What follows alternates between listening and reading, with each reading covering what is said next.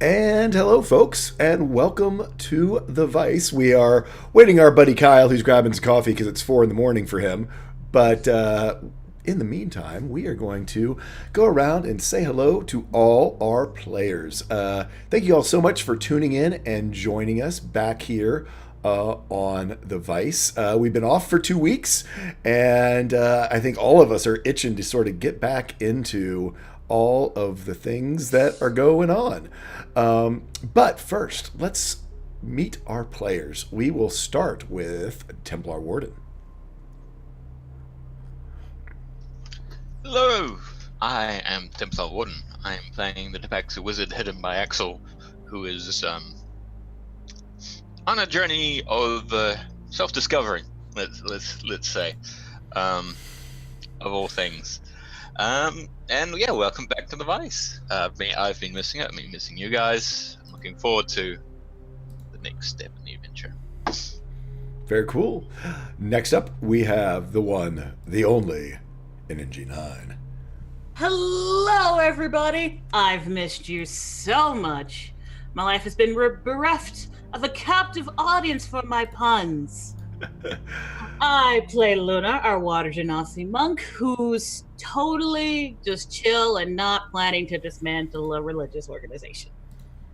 Not at all. Not at all. Not anywhere in her agenda. Next up, we have Good Guy Pie, the man who's been through the ringer and back. Yep, I am Good Guy Pie. And we're back. Oh, we're back. And I will be playing the Goldheart. Official title of being an adventurer extraordinaire. I can officially put that on like a job resume or something. It can go down. And something about being the warrior of Torm or something like that. Don't worry about that. Village safe. Okay, lots of people are dead, but adventure. Safer. We're trying. Hey, we do what we can. Little bit safer. Next up, we have Triangle Druid and Vax. Hi, I'm Triangle Druid. I play Celia Rollerin, our high elf rogue. She does roguey things. This is Vax. He also does roguey things. And joining us from down under with coffee in hand, we have Dragons or Cats. Gotta unmute myself first. Hi, I'm Dragons and Cats, all the way from down under, where I had just had a wonderful experience with my coffee as I spilled the entire thing, stepping on a huntsman. Not good. It was like a little tickle of the foot. Lovely. I assume that's some horrible insect in Australia that will kill you. Isn't that a big spider? Have a Google. It's a very big spider. Very big spider. Regardless, I'm playing Vidal Lycran, Soulborn of the Soulforged Eclipse, and Warlock. Hexblade. Those things. Wake. Wake, awake. We are awake. I'm Tall Skull. I am your host for this and your DM. Welcome to our channel. We run it 100% for charity. For these 2 months, we are collecting for the Michael J. Fox Foundation for Parkinson's Research, which is a charity that's very near and dear to my heart. I had an aunt who lived with Parkinson's for almost 20 years. She was a huge influence in my life, becoming a storyteller and always sort of helping me to dive into my own creativity. And so if you're able to donate, that is great. You're able to affect the game. Our party is pretty depleted on all of their donation dice as we've been doing, stuff and things and stuff. And so if you're able to, that's great. If not, you can click on their link, which is their actual name in the description. You can go find out more about all the things that they do, or just hang out with us and enjoy the story. Hey, Dave Lakash, how are you doing? And so we are going to dive back in, but first we get to run the intro. Woohoo! Here we go.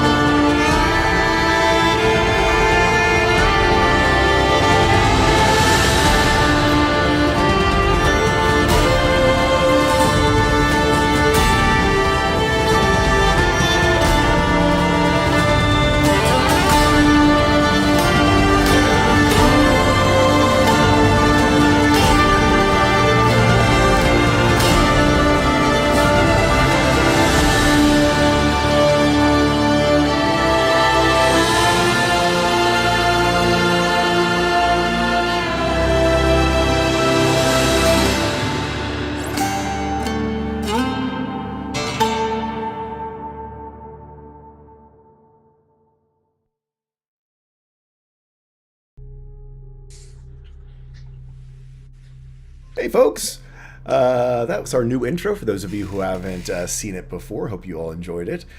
So let's jump back in to where we were.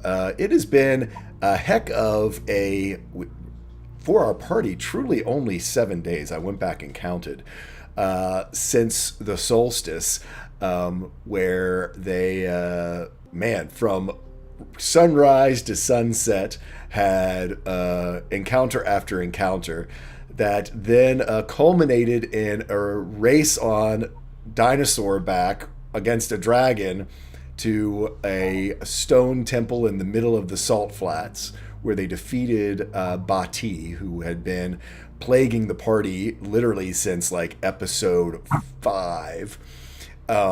And then our good buddy Luck had his own destiny catch up with him, and what we now know, the curse of an archdemon that his village had made a pact with to give him his powers as a blood hunter, returned home, finding the this gateway, frankly, to the nine hells opened, and corrupting his village all around it, fighting their way through the corruption, finding clues along the way of how to defeat Malgork, this archdevil that had re-entered the prime material plane through a quite century-long deal and contract with the village. Finally broke through. However, little did Malgork know, Luck had a stowaway who had been with him all the way since episode 11, a celestial diva masquerading as his little dog Grain, that put him and the angel at the right place at the right time to defeat once and for all Malgork, kill him outright instead of just banishing him away or locking him away. The party discovered quite a few things about this contract. The Luck Goldheart that the party has been traveling with is not the original Luck Goldheart. The demon, in order to give them power, actually had been kidnapping the originals and replacing them with doppelgangers that were attuned to his powers, unbeknownst to the people at all, and unfortunately only able to keep the original alive for approximately 10 years, and when they died, the doppelgangers tended to go mad, which began the ritual of exile of the old guardians, one of which Luck was. His son became the new one. They were able to save kill the doppelganger, save his original self, and now we have new Luck, young Luck, who is helped save his village. The party rescued the villagers who had sequestered themselves away within a cavern lined with silver dust, as the demons and devils were unable to cross through silver. However, they find themselves back in the village, fairly much destroyed, much of the land corrupted, much of the population died or corrupted and missing. Our friend Axel, the ever-curious Tabaxi, discovered a thing. The original codex, the Crimson Tome, which was the gateway that started it all over 100 years ago, and has recovered it. Gave it to Axel to resist the temptation of finding out more about... I'm sorry, Axel gave it to Luck to resist the temptation of finding out more about it. Cilia, off on her own, decided that she would do some practice and wanted to touch base with sort of her patron, a rift guardian named Mithrani, who lives in the ruins of the Rift Walkers, a place between places. Upon returning, she was demanding to know about some missing time that she had a few months ago, a couple of days that she was missing. And Mithrani, with a grin and a laugh, said, when she asked when was the last time he saw her, said, "What are you talking about? I saw you just a few days ago. You've been working for me for the last month," which Cilia has no recollection of, and tossed her back to the prime material plane. Hey, literally a ghost. So, night fell upon the village, the second night since the finishing off of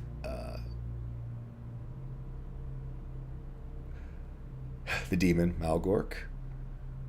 And we're going to check in with all of our players and our characters. We've been off for 2 weeks, and so I kind of want to take some time to sort of ground ourselves back in the story. So, as The early pre-dawn hours fall upon Elevation Pit. We're going to check in first with our elves, as they don't require quite as much sleep as the rest of our various races here. So you all can choose who goes first, or somewhat together. Give us a description of your character. Sort of take me through your post long rest, or your 4-hour long rest as elves routine. Where's your mind at? What's sort of your internal monologue after these 2 huge battles and everything that has passed, having traveled through this corrupted land, and also through all the knowledge you gained through your time assisting Falcon's Crest during the solstice? You know, you basically have the first moment that you all have had where the world doesn't seem to be sort of crashing down upon you. This is actually also the first day since the solstice when you literally threw what belongings you could into your bags and ran to the last dying light so that you could take the portal to the last battlefield. So a chance to organize your belongings. Is, you know, what cherished things are with you, what got left behind, what new memories have been stored that you made sure you brought. With this town being somewhat, and population somewhat destroyed, you certainly could have been shown a room for yourself or to share with others. And it's the first time waking up in sort of homey surroundings. While you did have individual rooms at the Windward Star and Falcon Crest, you know, it's that very resort type feel. This is being in a house, being in a home. So, unless one prefers the other, we want to start with Vidar. First, describe your character. Tell me a little bit about your evening and your morning and where his head is at. So visual description first, and to remind everyone who everyone is. So, Vidar Lycran is the moon elf of the group. He's got light bluish skin that also has hair so violet it's nearly black. He wears a now half disheveled, a once brilliant embroidered coat with fine slacks, and the entire outfit has just gone to pieces. His dress shirt underneath, once a triple digit in gold, is now worth the rags that he cleans Lysithia, his crescent-shaped longsword, with. He's beaten, he's broken, he spent the last week from battle to battle of near-death experiences. He should be dead.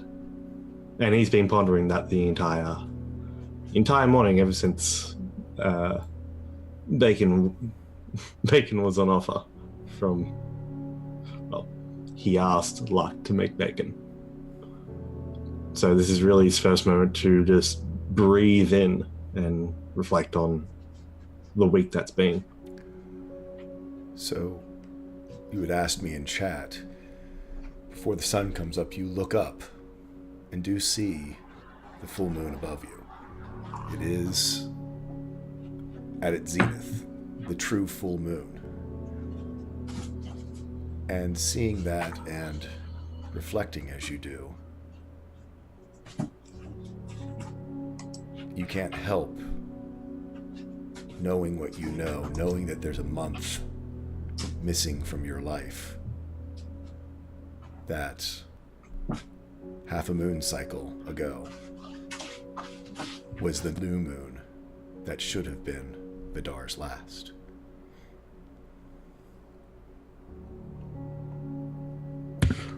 that kind of dawns on him as well. That with that missing, he has a bit of a smile on his face. Well, he's still here and he's still going to be keeping. He's at the point where he can't give up. He has to keep going no matter what. He, after having some breakfast with the Goldheart family, he'll assist Faith in cleaning, using prestidigitation where he can, just to speed things up. And then just annoys the hell out of Faith by asking all these life questions that he doesn't know.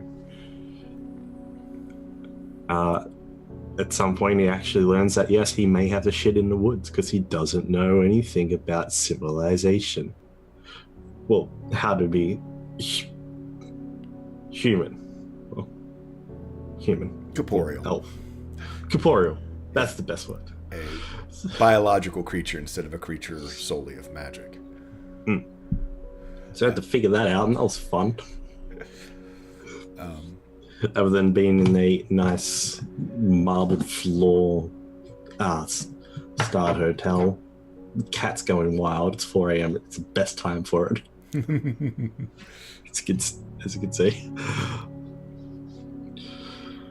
But with the rest of his equipment, he just tries to get through it and clean it all, and he'll actually approach Riley when he has a moment. Before we jump to that, we'll start up with Riley because I want to get everyone else awake first.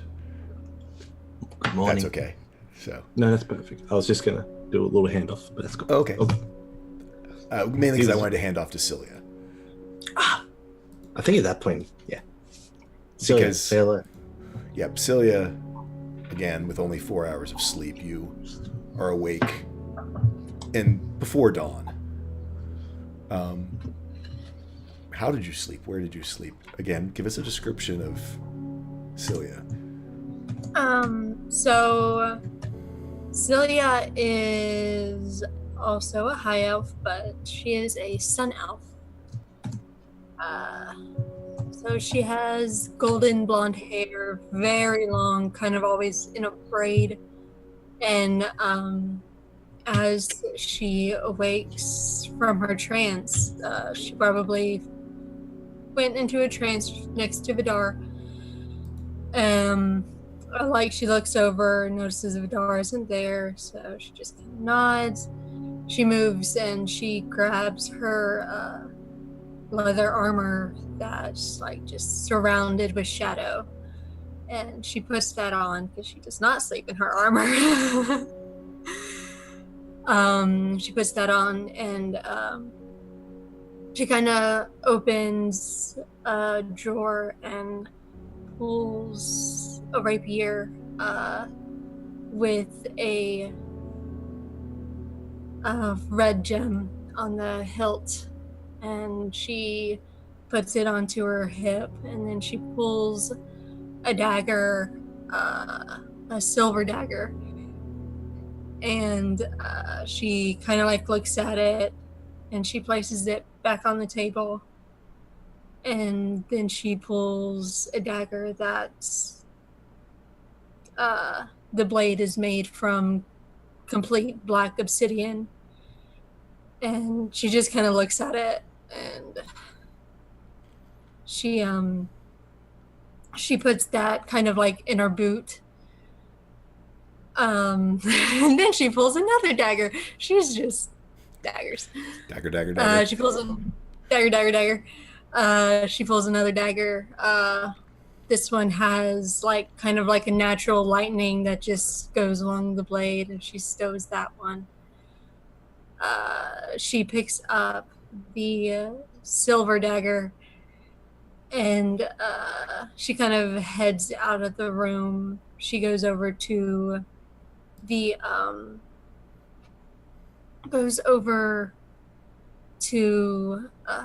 Goldheart family, and she just kind of twirls the dagger to where she's holding the blade and holds the hilt out to Lux's wife and says, This was Silver's. I want you to have it.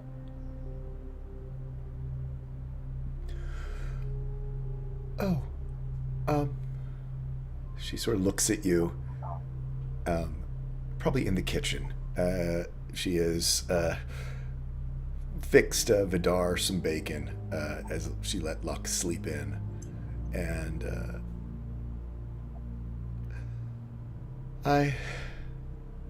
it's a wonderful gift. Thank you, Celia, right? She nods.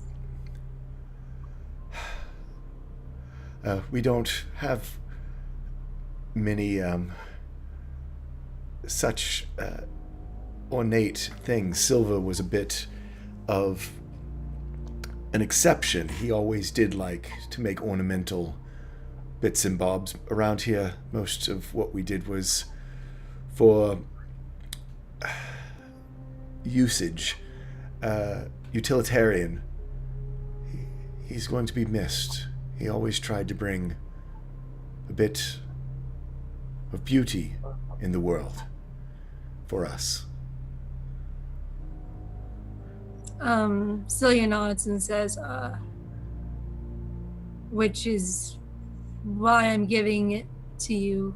I don't think that I'll be able to. He just kind of like looks at it and then looks to her, wield it how he would want it to be wielded.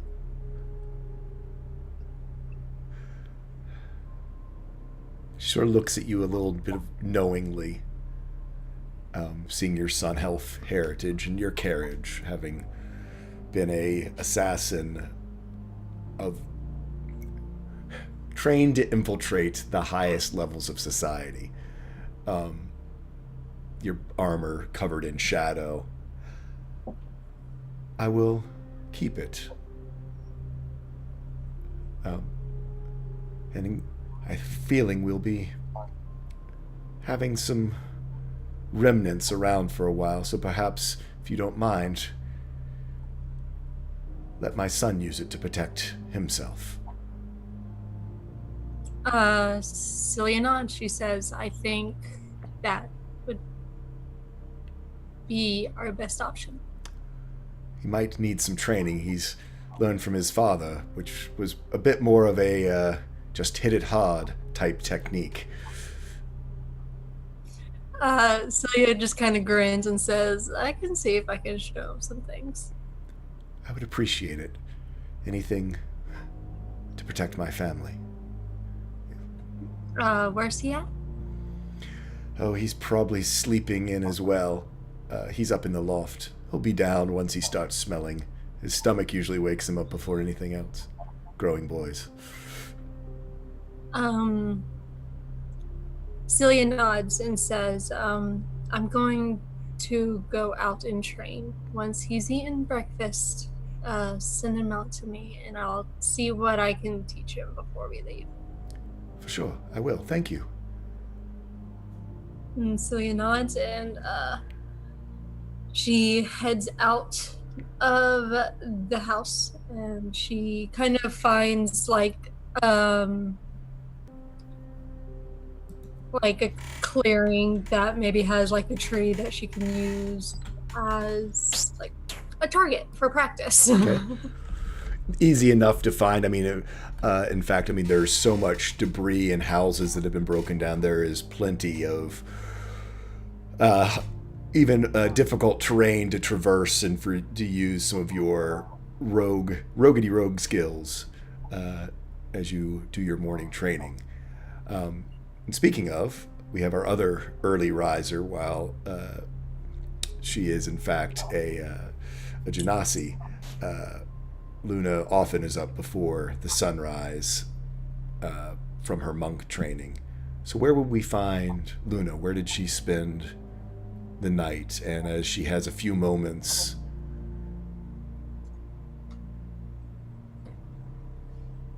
I imagine she'd actually spend the night in the sort of makeshift pool that they made to teach the kids how to swim, since she likes to typically sleep in water. right? And so As she's just kind of slowly drifting there, because I imagine she normally rests up near, she'd be resting near the, sleeping near the bottom of the pool, Yep. and then just kind of slowly drift up. She has dark green hair that kind of flows all over the place. Even as she stands up from the water, it still looks as if it moves like water. Skin is sort of a medium to light green. Face is normally neutral expression. She'll, as she gets ready to train for the morning, she'll get dressed in just kind of typical travel wear, good for fighting, but nothing too fancy since on the road. And as she just kind of sort of moves through her movements, you can see the muscles along her arm and leg from her years of training. She's not built like a gladiator, but clearly there is strength there. Just kind of the patience as she moves through each step, and the calm that she can, and she attempts to invoke, and just enjoying the quiet in the early morning as she trains. There's that stillness that comes sort of right before the dawn, even in this somewhat desolate, the destruction of the village. There are still pieces of it together. You can find that balance of both good and bad. Tell me a little bit about how you work with this new heavy water that you have discovered. Sure. So after doing basic warm up, kind of as she normally used to do, she'll grab the heavy water and sort of form it into a globe at first in front of her, not quite resting on her hand, but holding it as she is. And she'll just kind of slowly change the shape of it to like a cylinder, back to a globe, kind of testing her range out and then in, and then let it flow over her hands and sort of make it extend from each finger. So sort of like she has clawed gloves, just so move each finger to get that feeling, memorize what that feels like. As so it's because it's an extension of herself, and she wants to be able to embody that. That. And then another thing she will do that she normally hasn't, but there's some time in the morning, she's going to take out some ink and start doing some swirl and flower patterns along her hands. Not something she gets the time to do all the time, but just it's a nice calming thing. Having the images invoke waves and that sort of movement. And as she does that, she does her prayer to St. Cuthbert. As you are praying, you can hear Celia about, I'd say, a block away from you as she comes out to train as well. Okay. If Celia looks like she's ready for company, Luna will basically nod in her walk over and nod in her direction and kind of tap the sword at her side. Celia looks over to Luna and she smiles and she nods. And then I guess they begin to spar. Yes, your wooden Deathbloom elven quick blade versus the rapier, two finesse weapons begin to, they don't really ring, with one of them being wooden, but Luna, now having become proficient after 100 episodes of training with it, it is quite a battle to behold as the two of you go back and forth. Just for funsies, let's just go ahead and roll and see how it goes.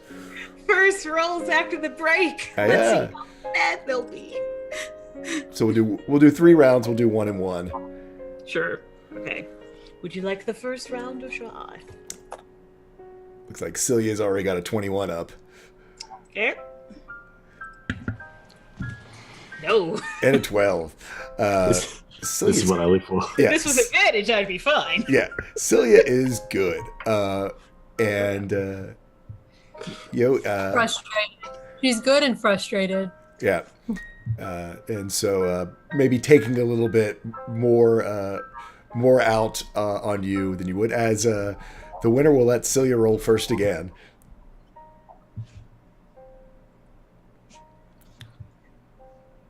Taking it easy, huh? Yeah, no, Celia is on fire this morning. Luckily her blade has not burst into flames on you. But it's I just thought of that. It's fire and water, isn't it? It is. Out here in the morning as the sun is rising. Let's See, that's the reason why the sun's rising. If this was at moon, if That's this was true, during see? moonlight, I'd be fine. There you go. Well, let's see if you are. Wham! Okay, Trouble. that's cheating. That's cheating. I want the record to show that that's cheating. Come on, get her back with that 30. Ugh. No. So, That would have beat the first roll. yep. So, yeah, Luna described me a little bit as we're not going. Yeah, well, actually, I guess the lava does start to come down the blade It as Celia is now literally on fire this morning with her training. Tell me a little bit about Luna and Celia. How does y'all's repartee go during this? Repertoire. Yeah. So apparently Celia can only crit Against on her ally. fellow party members. Is that true? No, you crit against Kira Lydron, who actually kind of used to at one point be a party member. So, Kind of. in a weird roundabout way, yeah, you only kill your own players. I love when it happens. So, Luna probably can see the frustration just plastered on Celia's face. She's trying really hard to hide it, but with those rolls, it's Dice telling it right there. Obvious. pretty noticeable. And with her rapier, she just kind of blocks the blows from the long sword. And the second one, the third one, the gem just begins to glow as lava begins to pour down the blade. And Celia just kind of looks at it and she says, "No, stop.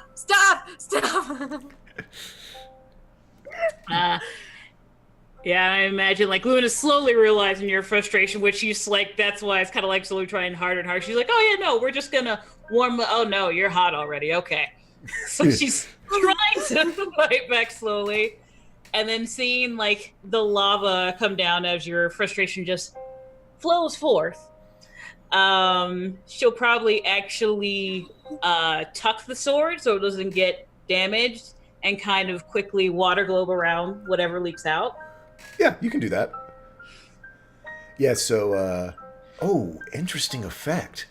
So taking the water, because you had pulled up the hard water around it, steam just, and what's really interesting, because this is actual science, the stone that has formed from the cooling lava shatters and falls to the ground as shards of obsidian fall to the ground, because lava, when rapidly cooled, does in fact make obsidian. And so, ting, ting, ting, ting, ting, ting, ting, as these shards of black obsidian, sort of a echo of your past with the Obsidian Order, the Assassin's Guild, lies now shattered in shards at your feet on this frustrating morning. Oh God. And I imagine Luna just kind of peeking around the global water, and she just kind of raises an eyebrow at you. Don't say anything, just does that. So Celia just kind of drops the weapons as her head just turns to look at the obsidian shards that fell. And then she just kind of looks at Luna and she says, "People really piss me off."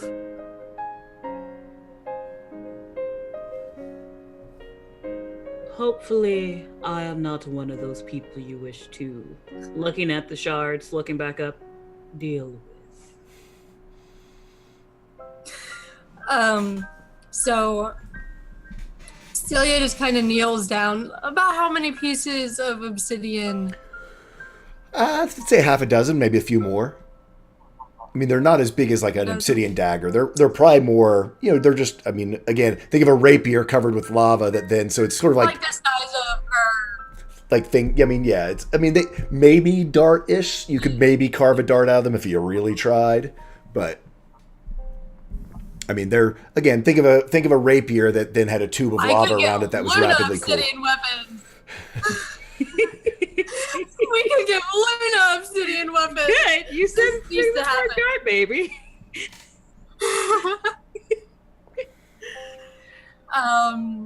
So first Celia's gonna kind of touch it to kind of test it before she grabs it. It cooled down pretty fast. Again, it's a thin coat of lava that runs down your blade so that it doesn't, make it so that it's unwieldable. Yeah, she picks it up and she just kind of looks at it. And she says, I really want to shut them down.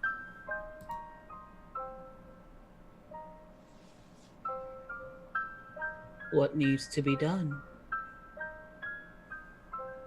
to that end?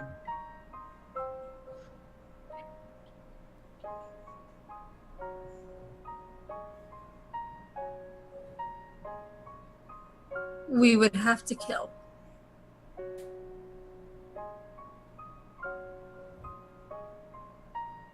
Is that supposed to be a problem? Depends on who you talk to.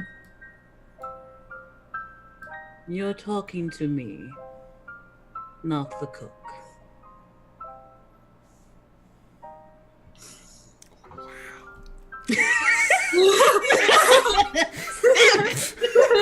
You're not here, you don't know? Damn! You thought that lava burned. Man!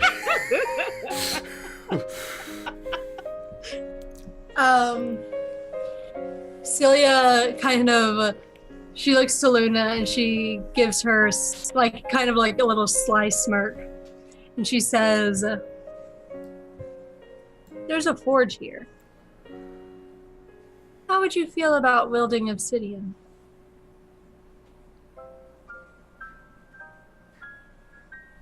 I think I could give it a shot. Or several. And hearing that, Celia scoops up the rest of the obsidian. And we'll call that scene there. Yes, planning. Okay, yeah, definitely going to highlight that. And we're actually going to, let's go over to Templar, because then we can bring in where we left off with Vidar. Because, Luck, you're sleeping in. You slept with your wife last night. You get to sleep in. You're in your own bed, your own home. So, Templar. Again, with the sunrise, Axel, not a particularly early riser, but not a sleep-inner as it goes. I'm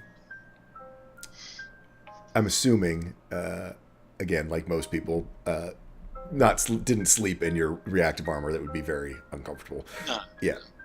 So what he did sleep in was a hammock. Oh, that's right. Hang up the hammock. Was it inside a house or outside? He's strung it between two buildings. So sort of in an alley. protecting area between two of the buildings that were left that have been sort of cleaned out of some of the corrupted creatures that have lurked. You sort of, I assume, have all your belongings there with you close by. Can't be out. Yeah. You come awake as the first bit of light starts to peer down from between the roofs in these two buildings. It's sort of a little bit of a shaded alley, so it's not right at the crack of dawn. But you wake up and you hear whispering. And it is in a language you don't understand. As you open your eyes, you look over and see Riley speaking with the reactive armor.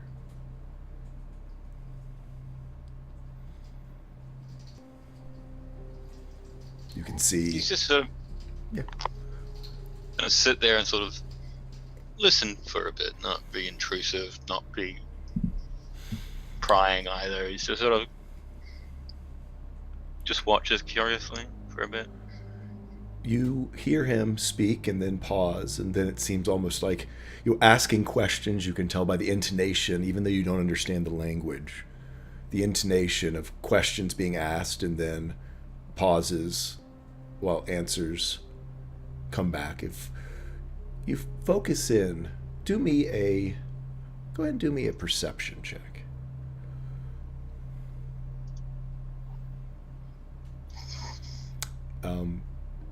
You're unable to discern any other noise.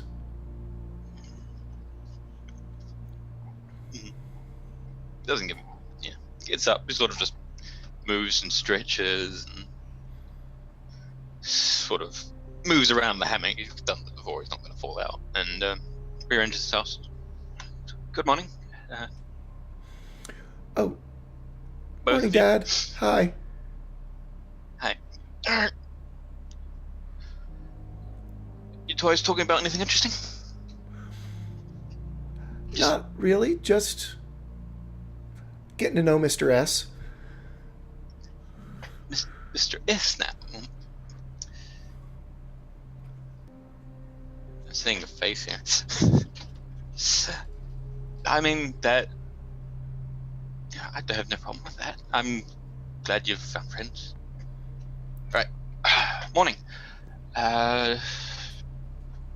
Let's get things ready. Yeah, and he sort of just, helps Riley down, presumably. Yep. Yeah, Riley, needs a little bit of help getting down. Do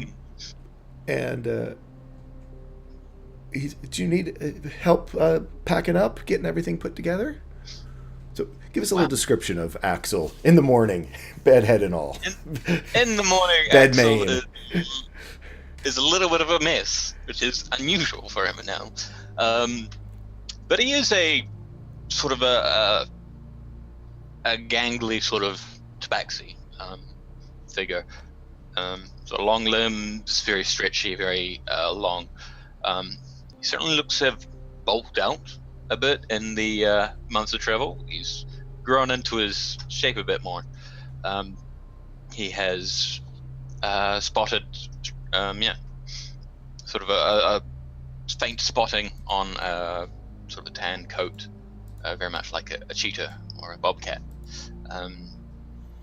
He looks like, in many ways, some sort of wild cat, although even once he starts sort of cleaning himself out, he is reasonably well kept.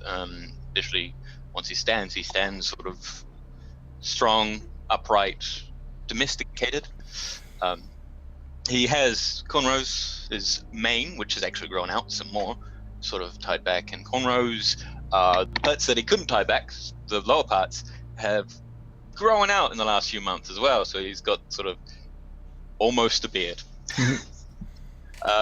He has, of course, a band of coarse black fur around his neck, and his right hand again is coarse and withered, somewhat. Right hand? Yep. I can never remember which one. I wrote it down.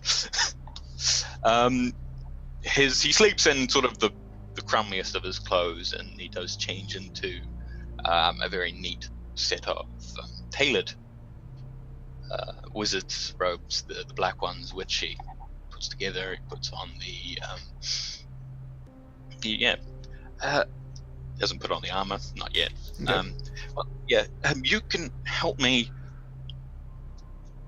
It's been a while since I've done this and gone through everything in this bag. It's full of stuff. You can help me go through this. Okay. Yeah, so we need to find a big open place. Let's go searching, shall we? Sure. Yeah. Maybe on Mr. Lux. He's got a big dining room table. Or spread around there. Lots of people might be around. Yeah, no, they're going to be having their breakfast. We'll just go walk around the village, and we'll come back and we'll make the decision. I want to go for a walk. Okay. Wow, That'd be nice. And he goes for a morning walk, which is something he hasn't done for a long, long time. He's not walking, he's catting, bouncing from place to place, sort of darting around the area. Although this time he's going slower than usual with Riley. Mm-hmm. But he just going through a circle of the entire village on the outskirts before coming back. Riley actually does a pretty good job of keeping up. Certainly not nearly as lithe and dexterous as you are. But he actually, for his size, is, again, with his sort of rune-forged body, runeborn, warforged, runeborn body, the strength in it, he is, some places where you sort of parkour your way around, he's able to just sort of muscle his way through. And you could watch on as you see Riley look at the way you did something, recognizing that he can't do it that way, and you can watch him figure out a way to do it his way. Proud dad smile all the way. Yeah. All right, yeah, that works. Here, a bit short to grab that on. All right, yeah. Come on. Gets more excited as he moves around, gets more awake, before sort of heads back into get breakfast, I guess. And he'll find a spot, maybe outside of Lux's house, just on the ground. Yeah, I mean, there's a fairly good clear spot. There's also a porch, sort of area. As you do, you bump into Vidar, who seemed to have been looking for you. Yeah. Good morning. Good morning. How's everything? Where'd you sleep? Up there between those two buildings. It's been a while since I've slept in a hammock. It's been a real while. Hammock? Show you tomorrow night. This night. Oh. Later. Hey, I took it down. I don't want to put it back up now. So. Oh, okay. You want I was helping. No, I wouldn't. I was going through some of my things while helping Faith, and I haven't found use of this, and I figured also good morning, Riley. Hi, Mr. Vidar. Hello. I figured it might be safer for. It's just an idea. And he pulls out the little horn of silent alarm. It's just like, I feel like this might be good for Riley, just in case. I mean, since we're on the road, anything happens, give it a nice little toot, and we'll come running. You know? Is it magic? Yes. It's wonderful. Here. He kind of looks to ask, can I? Well, why not? Of course. Okay. And so he takes it and he kind of looks at it. So You. It's a blow in it? horn of silent alarm. You blow on it, and only one person, I think, or people you choose can hear you. It's silent, unless you want to be able to hear it. But it's a horn that calls only certain people. Oh. So So if I want that, only my friends could hear it and blow on it, that would be it. Yes. Yeah. Like Mr. Luck. Oh, okay. Yeah. So Blow it and think of Mr. Luck. okay, Mr. Luck, and blows into it. You see Riley, he drops it. What I do? What I do?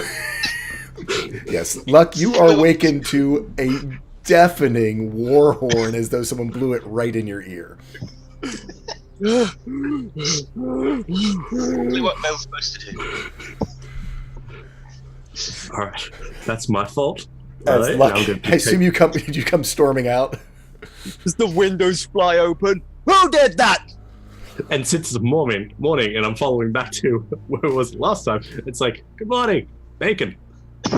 Just pointing at Riley's just pointing at Vidar.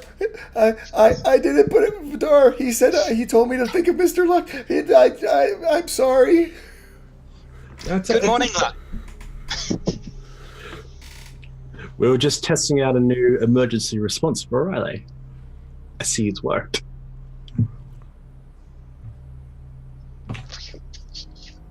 You can go back to bed now, my friend. I'm coming down to smack you.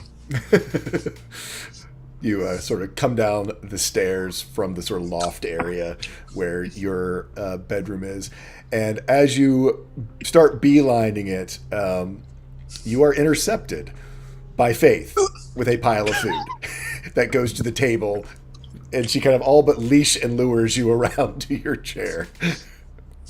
Good morning, Luck, dear, and gives you a kiss. Morning, honey. You see what I have to deal with? I was wondering if maybe I could borrow that and keep it here. I have a spare. Really now, do you, Axel? What a dear boy you are. And she gives you an extra helping of bacon. How could you betray me like this, Axel? Don't know what you're talking about. And I expect you to help me clean up the dishes afterwards, Luck. And she saunters off in the kitchen, giving you a wink and a little bit of a hip sway as she goes in and closes in the kitchen. I saved this village, you know. Yes, dear.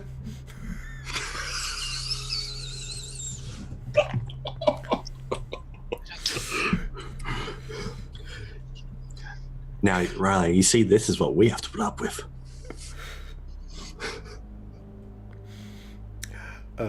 So, Luck, I praise. it is morning. You have food in front of you. You've been rudely awakened. Your friends Axel and Vidar there. Give me a description of Luck and sort of a little bit where his head is at and if his mind was wandering at all before getting out of bed or...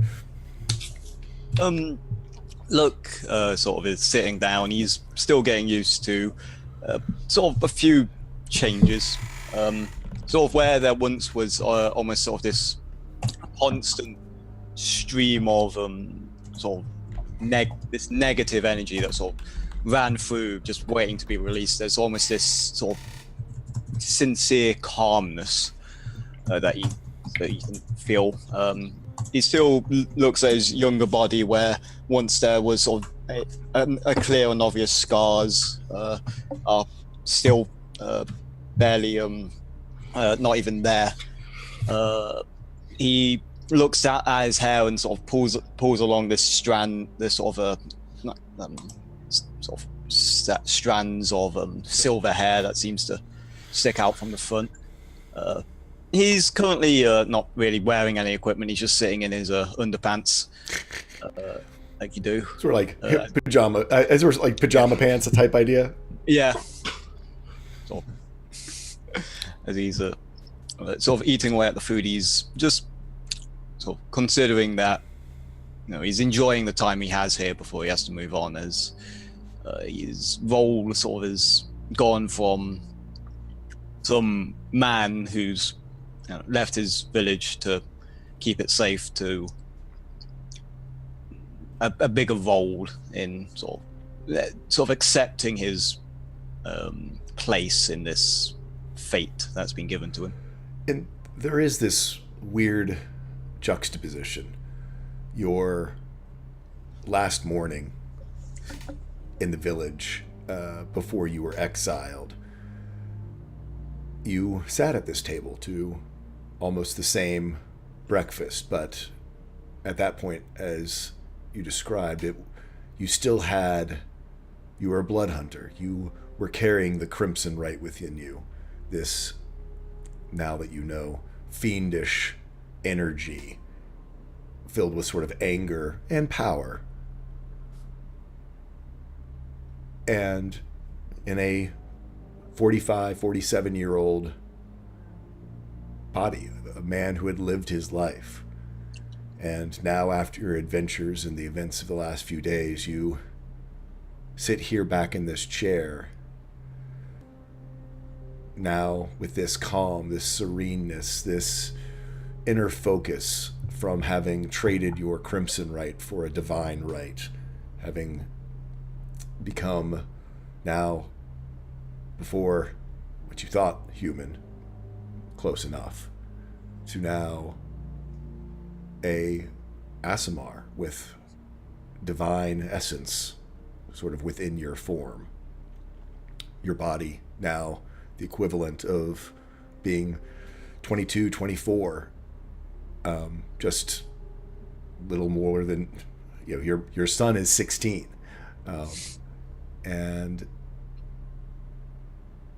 But it's home. And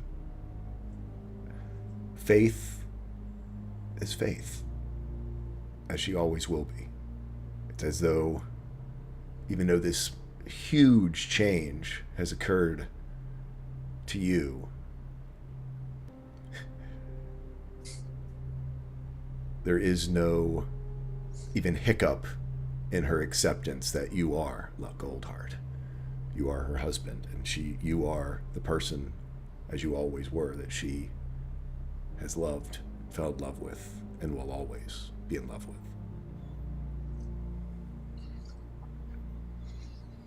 Sort of just sits back on the chair after sort of finishing off the meal and just looks around the room. How long do you think it's going to take for us to clean this world up?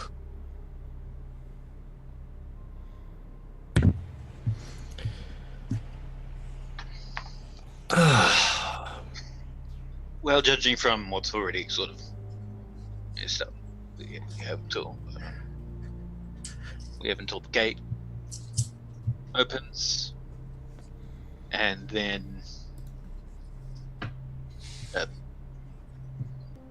that would be one thing. I mean, and then the other, all the rest. Oh, what? Sometime. as long as it takes. Yeah, that's probably the best way of putting it.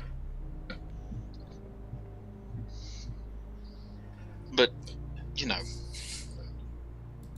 long as it takes, which means, you can take longer. Should we need, trip home every now and then? And only then will you be able to come home and rest. We'll see how it goes. What are you going to do about that bear? Probably still somewhere out there.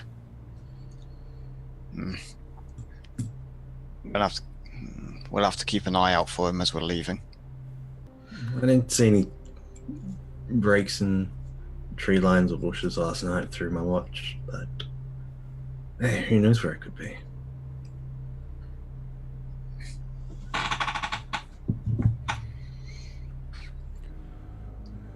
Yeah, so from what I expect, the forest is probably going to be a little bit dangerous until all the things die.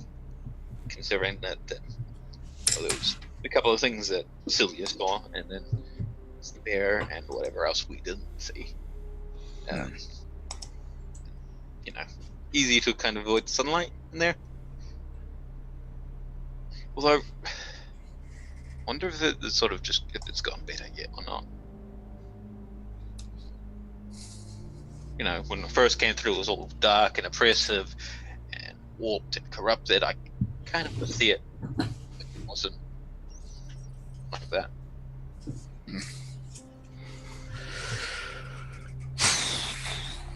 I mean, we could try to build it back up to what it once was.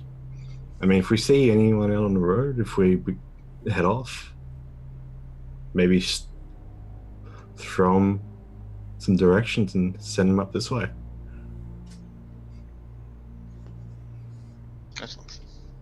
Away from any place such as the Temple of Purity, any Genasi or Tieflings we meet, we can send this way as well. Yeah. That's... Yeah. It's the beginning of a haven. There's rooms to spare. We find anyone who's willing to protect the place, get some people who are experienced in it, and Well, you still have that necklace that you were He- given? rushes off, sort of grabs the bag and begins sort of searching for it. Here it is. Sort of placing it down. Yeah. I mean, if we can find any of them, they can, maybe do something. If you're hoping for this place to, tell them about Elevation Pit and give them the option. You know what? I'm thinking too much. This is... Maybe we can talk to Luna about this. She might have something to say. Yeah, that too. I was going to ask, could Celia and Luna have made it to breakfast at this point? Or? No, absolutely. Yeah, you certainly can have come in. Right I was on about cue. to, I didn't want to interrupt, but yeah, I figure y'all I know, at any that's what point I'm y'all like- could have walked. You can say that you walked in. Again, you smelled bacon. You heard things. You probably heard Luck as he was roused. That's fair. Yeah. So, yeah, what point y'all would like to make your way in, hearing we can cut scene to outside where you hear a almost sounds like a bear roar. Luck's awake.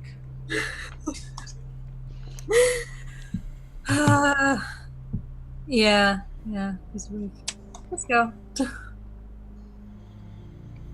So Random question. How long Got is it. Faith? What? Random question, Jay. How long is Faith's hair? Faith's hair. Actually, I'll turn to Luck. I kind of always sort of thought of her sort of wearing it somewhat long. I don't think of it would be. I always thought it was sort of down to sort of about half. Back. Mid back No, is kind of what mid I was back, thinking. yeah. Yeah. Okay. All right. So I think over the course of the conversation, Luna wouldn't have. Actually, I think when we first get in, Luna would actually go into the kitchen with Faith. Okay. That conversation can still happen. Yep. Obviously. Oh, Yeah. good morning, Luna. Good morning, Faith. May I ask a favor of you? Of course. If May can I help. have a lock of your hair? I wish to make a souvenir for you and Luck, respectively.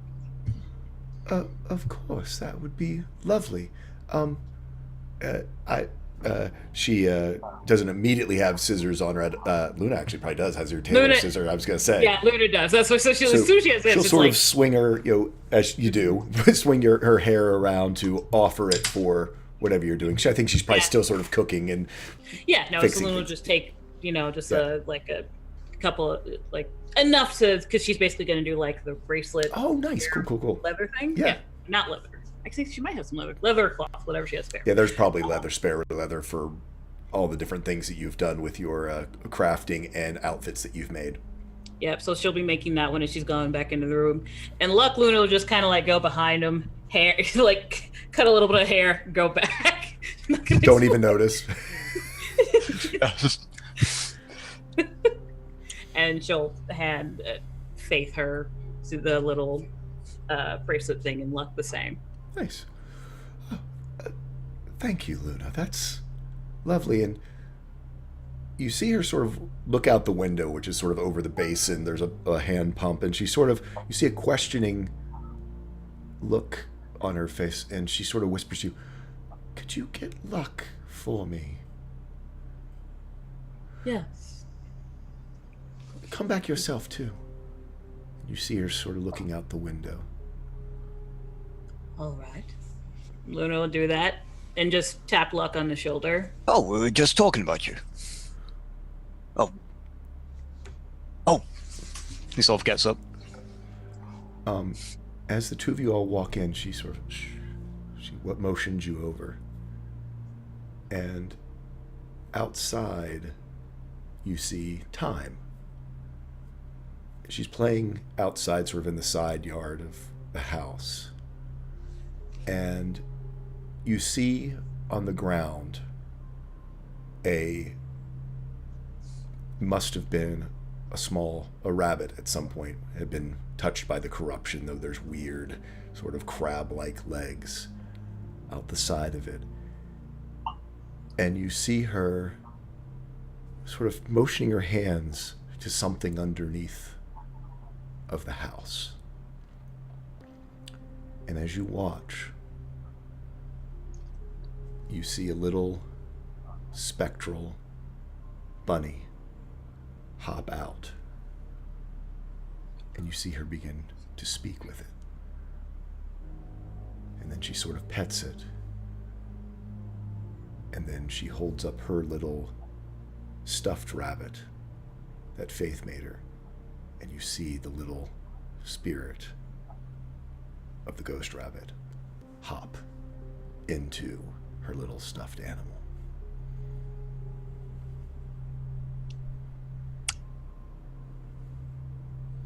And then she goes off dancing and sort of singing as she does out there in the side yard.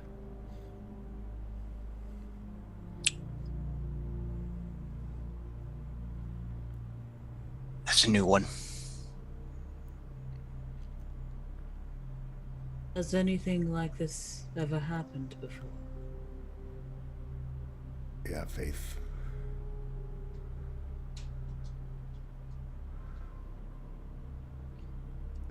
They said Omen could talk to the spirits. How much so?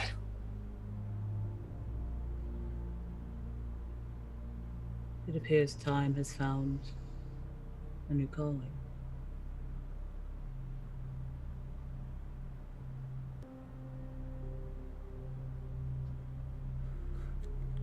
Do I need to be worried? Is she sick, Luck? Is there something wrong? Could be linked to the remnants of the vice. She sort of puts her hand up to her mouth, doing the math.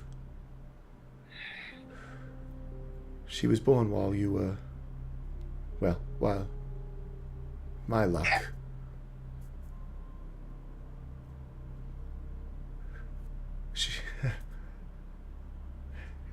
And then she looks at you and she takes you by both of your shoulders and smiles and goes, "She's our daughter."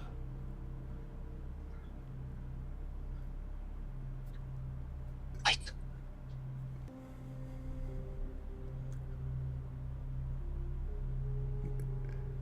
It's hard to wrap one's mind. They're all ours, of course, but she is yours as well. Of my blood. Of your blood.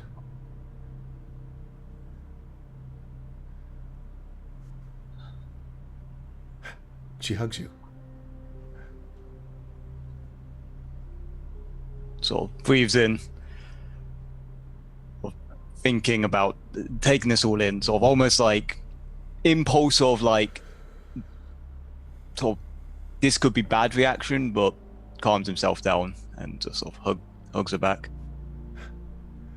They're all ours. Right. And, well, you're very different. You're also very much the same. Change is inevitable. I think you told me that once. A while ago. Still true. Family is, and she looks around and sort of can look out the door to the Tabaxi and the Moon Elf, the Sun Elf, the Genasi, the Aasimar, the Half Elf, as Iska has come down and made it to the table. Family is made up of people you love, no matter where they're from or what they look like. Right.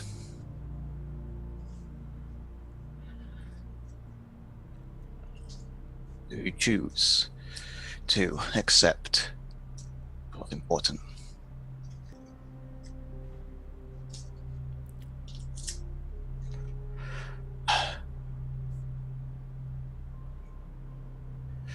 It'll be fine.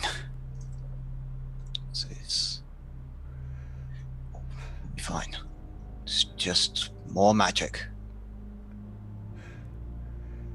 Seems like this little town might be in need of some new magic.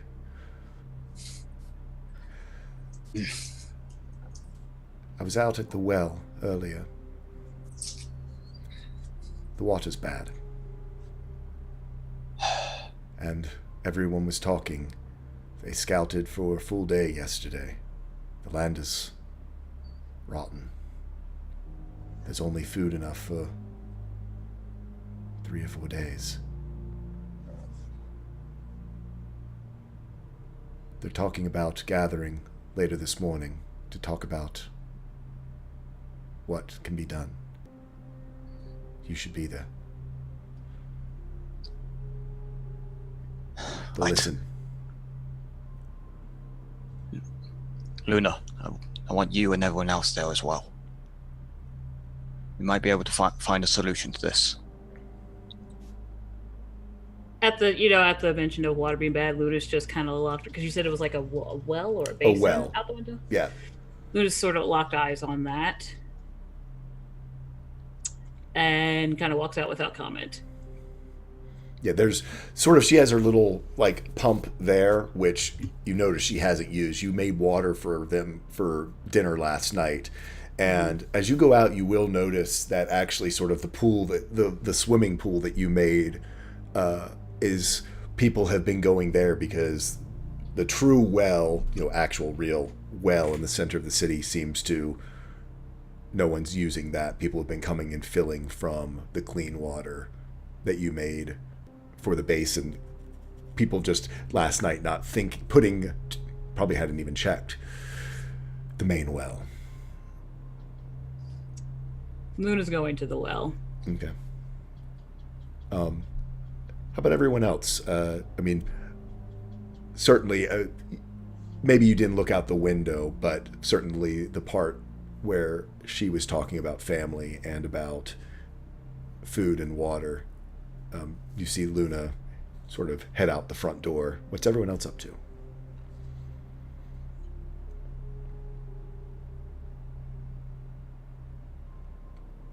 Or while you think, we'll follow Luna. Fair enough. So Luna will kind of go to the well and see, and she's just going to try and pull what's there, like like a sphere of what's in there to get a better look at it. Yep, you pull it up, and it is sort of this. The smell is what hits you first. It smells of rotten flesh. It has sort of, it's not like a solid color. It is like sewer water. There is chunks of things floating in it. There is just corruption. Best way to do it. There is You know when you've got like bronchitis and the stuff you cough up and Yes. yes, it is Very like familiar with phlegmy awfulness that is like just sort of suspended in this along with other just it's pretty awful. And like I said, the thing that hits you first, even as you sort of put your head over the edge, is the smell.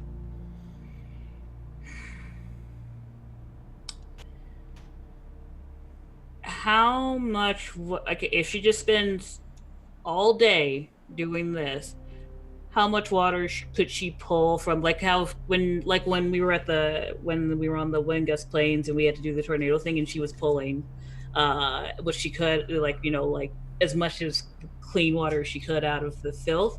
How much could she do if she did that all day? I'd probably have you roll some Constitution saving throws. I would say, what's your normal amount? Because don't you have create water, or is it just that your I do have water? create water. I know that's an actual spell, but just with your genasiness, I just kind of I'm trying to figure out what's a reasonable amount. Whether is it That's fair, because because we have the create water, and then we also said as I take levels in cleric, my control of water expands. Expands, yes. Yeah, so I believe that's like 40. Is it 40 gallons, or is that create water? create D and D water. Beyond, folks. Yeah, let me. Create water is 10 gallons per spell level. So like first level is 10, second level is 20.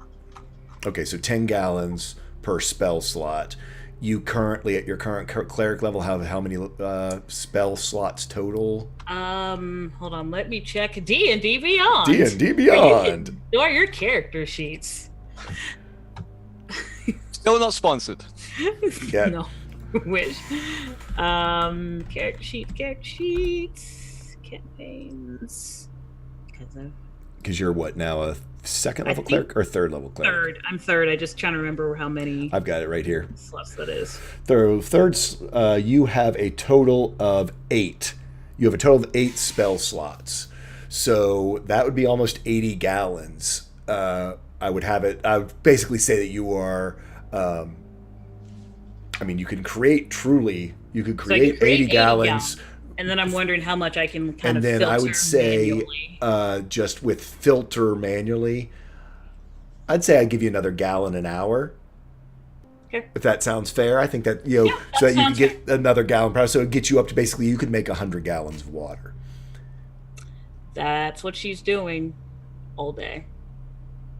So, She will not be at the meeting. She will be doing that. yeah, actually, you're probably gonna end up with a meeting around you because that's I think kind of Oh, that's fair. it's kind of at the square, which usually most small towns are sort of centered around a well.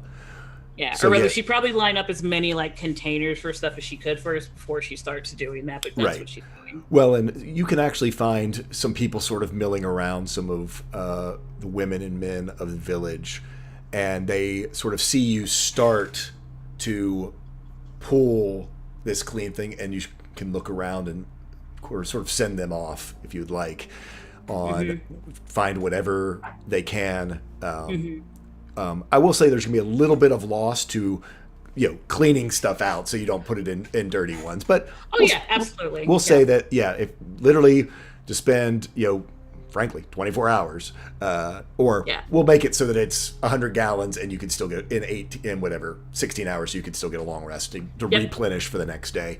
Sure. Yeah. Yeah. So Luna, she basically say like to the people milling around, just like, if you want clean water, this is what I require. And you see them start to scurry. Most people do have buckets and things because they go to the well, and you can start doing that. You also have this basin where that they, the pool that you had sort of made for the kids that you can begin to fill as well. I'm going to have you make Oh yeah. a Absolutely. Constitution. Go ahead and do a Constitution saving throw, Sure. and we'll just adjust the amount on a 13. So I'm going to say you get the 10 gallons, the extra 10 gallons. I'm sorry, the extra 20 gallons, the gallon an hour. If you had gotten super high, I was going to give you a little bit more. If you rolled that one, we would do a little less. So yeah, there you go. 2.3 hogsheads.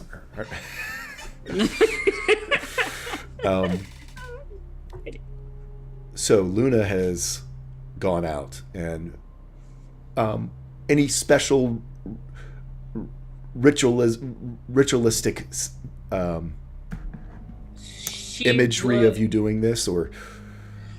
So this, especially with the filtering part, I imagine this is sort of her practicing purified water, like making holy water.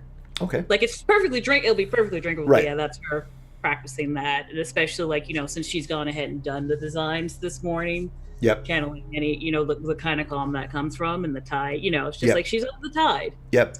That's what she does. Yep. Cleric of the Tide. Absolutely. This is your control of water, and actually, with it being the full moon, certainly helps as well, as the full moon is when the tides are the greatest on this world as ever.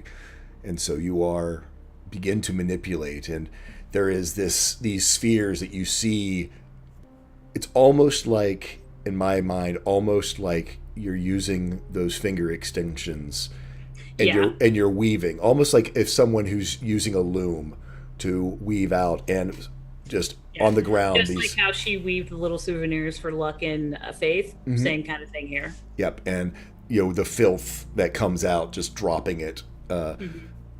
I'd say probably you start to get a pile pretty quick, so someone brings you out basically like a trough, and they start a bucket brigade. I mean, very quickly. This is a town that are workers. There's no one who sits and watches while you work. They do everything to assist you as this happens. So we'll turn back to inside. Faith, sort of after a long hug with Luck, smacks him on the ass and goes, "Okay, you've got work to do." Why? "Because you have work to do." She hits you harder. "Earn your keep." Okay. "You're worse than strength. Get him up. He's got work to do as well." Fine. At least let your son sleep in. Did you talk back to me? Nope. Nope. I thought not. She hits you with her wooden spoon. It's like, you're big enough now, I can hit you harder. Lug. She gives you a wink. Go. And this I'll go get and the a shirt pinch off. on the ass at the last bit. Gives her a quick peck on the cheek before running off to get himself ready. Save it for later.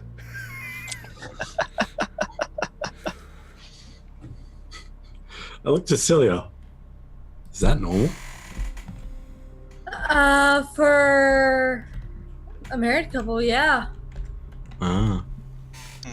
Eh, Ah. Riley, we can go through my stuff. I think there might be some things good for the village as well. So he goes out to the porch, Okay. starts emptying out his bag, and sort of just this big semicircle of stuff. the bag of holding that holds everything. I just kind of. Everything. All I hear is just. I mean, he's taking things out one by one, but yeah. Yeah, I was gonna You say. go out there, Yeah. just piles of stuff. Yeah, Riley starts you start a pile of scrolls and a pile of items and a pile of perishables, a pile of Six books and notebooks, and so Riley sort of is your runner as the ever expanding circle of items. Yeah. All right, so there's the horn, that one there, and I think I don't know. I don't know who's in charge here. We'll give it to them later. This is the other horn of silent warning. There's a horn of silent warning, and there's an orb of Gongi as well. I'm sorry? An orb of Gongi. Oh, that's right, the Orb of Gongi. I forgot we had Orb of Gongi. Riley let's say takes the horn over, this second horn, and hands it to Luck. "I heard Faith say to get your son up," and just sort of gives him a wink and hands him the horn.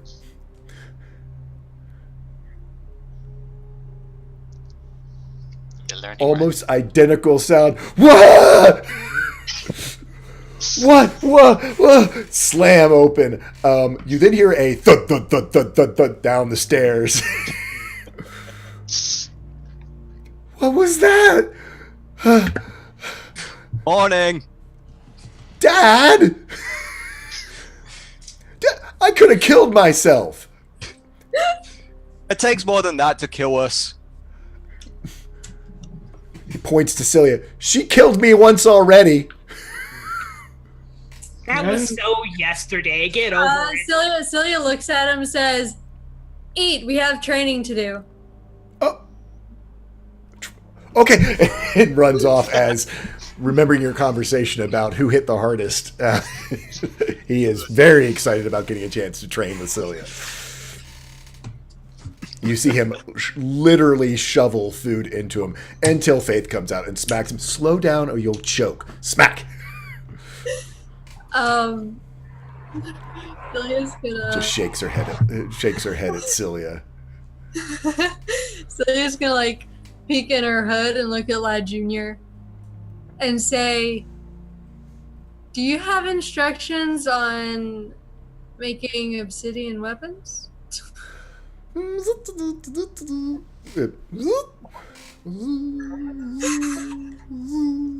Loading window. Bing. You do. Cool. She'll get Lad Jr.'s little standout and set him on it and wait. Yeah, he plops down and you see the minor illusion pop up and it shows Forge again. And the big thing you see is under the Forge it just goes like that. The Forge has to be really hot because literally you're going to be melting rock.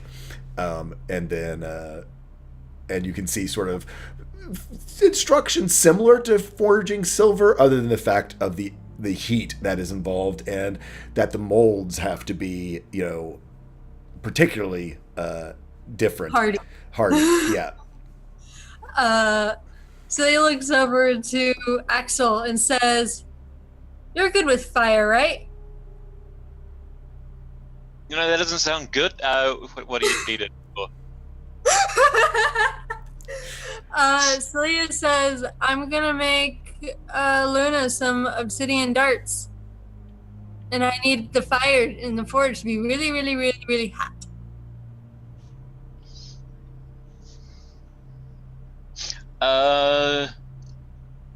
I could help with that. Not with. We could skip all that. I could just make it magic. Magic. That's that right. Works too. You took fabricate. Love it. Celia blinks and she nods. She goes, "Oh, that works too."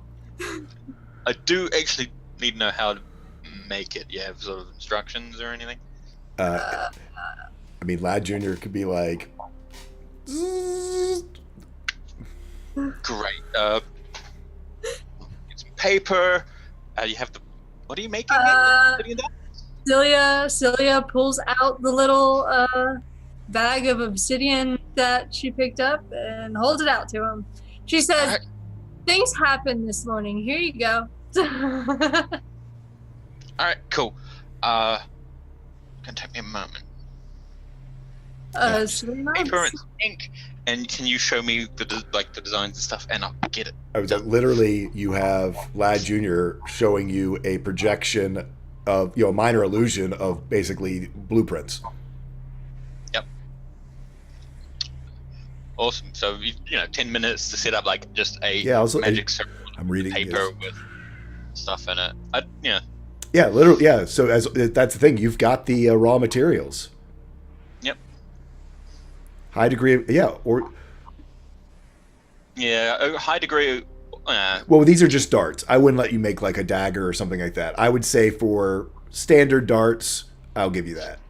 That's why I'm saying, he needs instructions from Lad Jr. to be able to craft it at all. So I believe that you can roll me a thieves little helper. I think Thieves little helper? I think it's what you give. So, or have you use your it gives you advantage, if I recall, of anything. Yes. And you have a set of clockwork artisan tools now. Yeah. And so what I need is I need an Arcana from Axel, and I need a clockwork artisan tools with Thieves' little helper, or Thieves' best friend. Sorry, since you've got Lad Junior helping out, so you have advantage, and nice. So at 22, so she can explain it, and with a 16 Arcana, you certainly can do it. So you. Out of this, I'd say you probably can make, I'd say 3 obsidian darts out of this. Because again, basically it was a long tube of obsidian that had been cracked. And so that they're actually solid to get you good 3 obsidian darts. Awesome. That made things a whole lot easier. I mean, the way I'm treating it is, even if he didn't make the darts, he could have at least shaped the stone, and then everything else can sort of be done Right. manually. Yeah, manually, absolutely. Yeah, the shaping of the stone is the hardest part. So and that's kind of what I was thinking, is that between the two, you certainly can put that together. So There you go. God, that was helpful. There's a lot of things. where's Luck in all of this? Yeah. They're out He's, on the porch. Out on Yeah, the he's front out porch. on the porch. He's sort of pulled out his own bag, and there's sort of just been going through it as well. He doesn't understand fabrication. Yeah. It's like that's above his pay grade. I know we've had this you're a hot cup of tea. Faith comes out with a hot cup of tea, looks at you and goes, "So you went and got your bag and didn't put on clothes?" As you're sitting there in your pajama pants. I thought I put on a shirt. No. Not that I don't mind, but And get pretty cold out here as he sort of puts on I some can clothing. tell. Faith, man. I have more fun with Faith. Her job is to make Luck blush in front of his friends.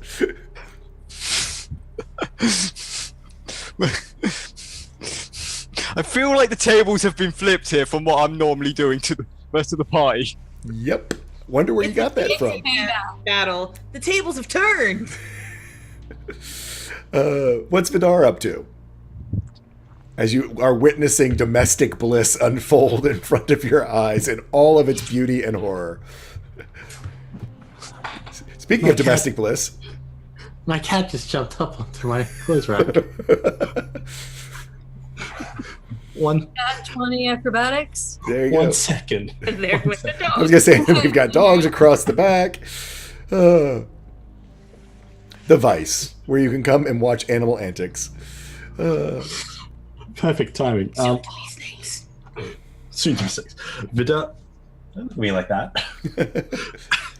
Vida watches marital bliss unfold for him.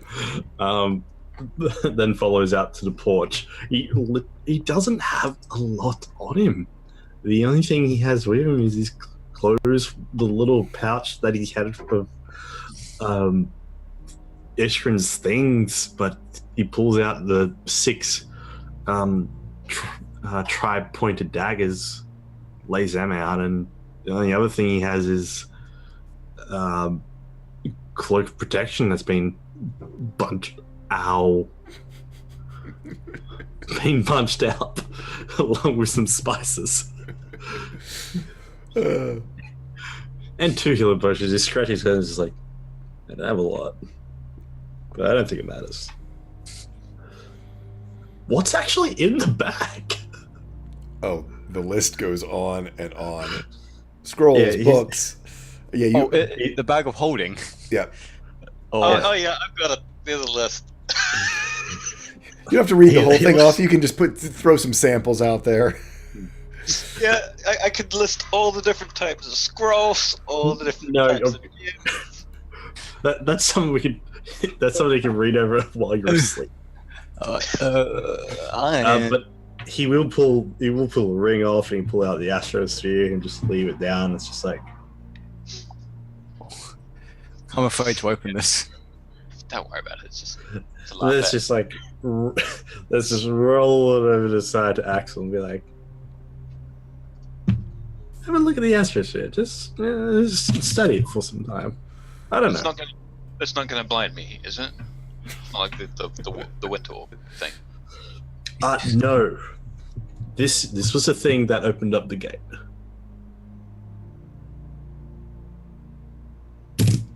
It's not that bad. It's not that time of the year again. No, you get the excited cat. And he goes, he's got to take a look at it, see what he can figure out. Investigation check. You honestly gifted Lysithea and myself these dragon runes. Pulls out Lysithea, just pops into existence. On a 20, actually, with you having watched Luna do her cartography and some of the tools that she uses for cartography, being familiar yourself with some navigation, certainly, most of those are based on two-dimensional.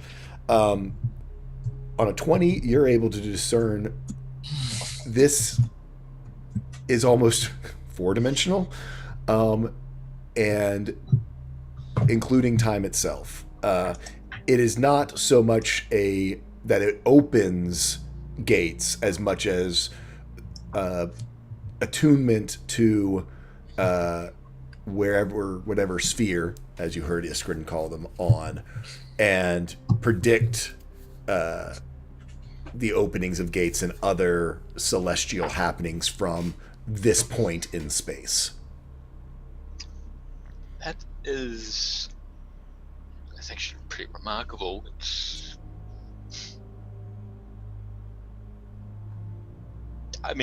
like a really, really, really useful map of sorts for one thing. But yeah, it's great. I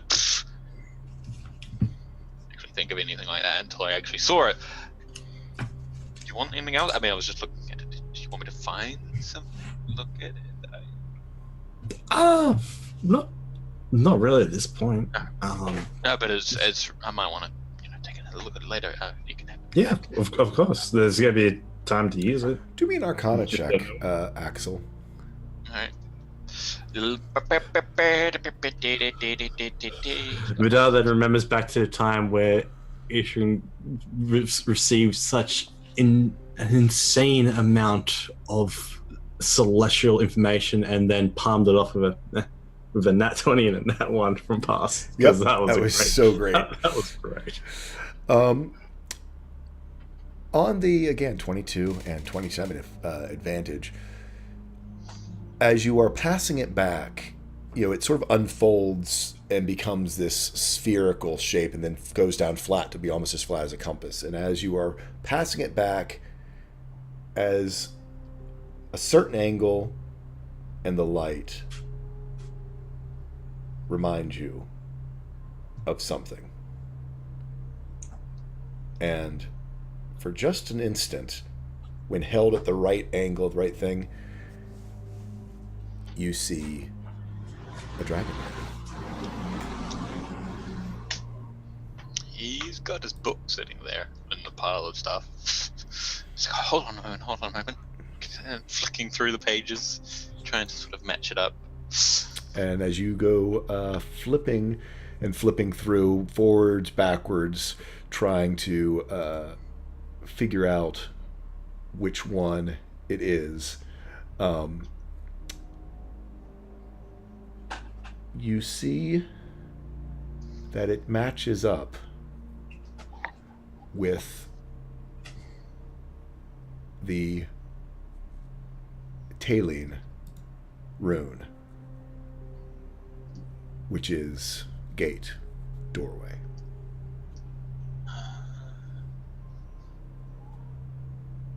Wow. That explains things. Glyph scales were kind of important in all of this. Yeah, I'm gonna have a look at this sometime as well. It's not like I don't have enough to do. Sort of closes it up and hands it back. Reluctantly. But, yeah. Hey, it's always going to be here to have a look at. I mean, Unless something terrible happens, which is not going to happen. I mean, it'll be wonderful to look at it now, see where we are in the world, and just where where the constellations all stand. You know what? Hey, look, hold this ring. And he flicks the sphere of the ring over to Luck. Yeah, you did that. And he'll crack it open. The astrosphere. Just for a look. Vidarius? Yeah. The ring? Wait, no. I'm sorry. I heard Yes. throw the ring. Yeah, I threw the ring over to Luck just to say. So the corrupted, because the ring is still corrupted. Yes. Yeah, the ring is still blood red. You did that. But that was also my fault. So I'm sorry I got angry at you, Luck. No, that's understandable. This is extremely valuable and pretty much irreplaceable.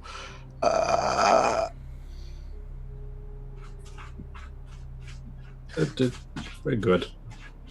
Very good. The nice part is it's not still like liquid blood red. So it's clearing. It does not seem. It is not clear. But I mean, it was literally an eyeball before. So Just don't put it on. I don't want to risk it. so yeah, you can crack open the astrosphere, and you can do me a Arcana check. Do you want to do the Arcana check or the astrosphere? Oh, that's right. You've got an astrosphere check. Yeah, go ahead and do that. Proficiency in something. On a 25, I mean, between what you and Axel sort of discussing it, and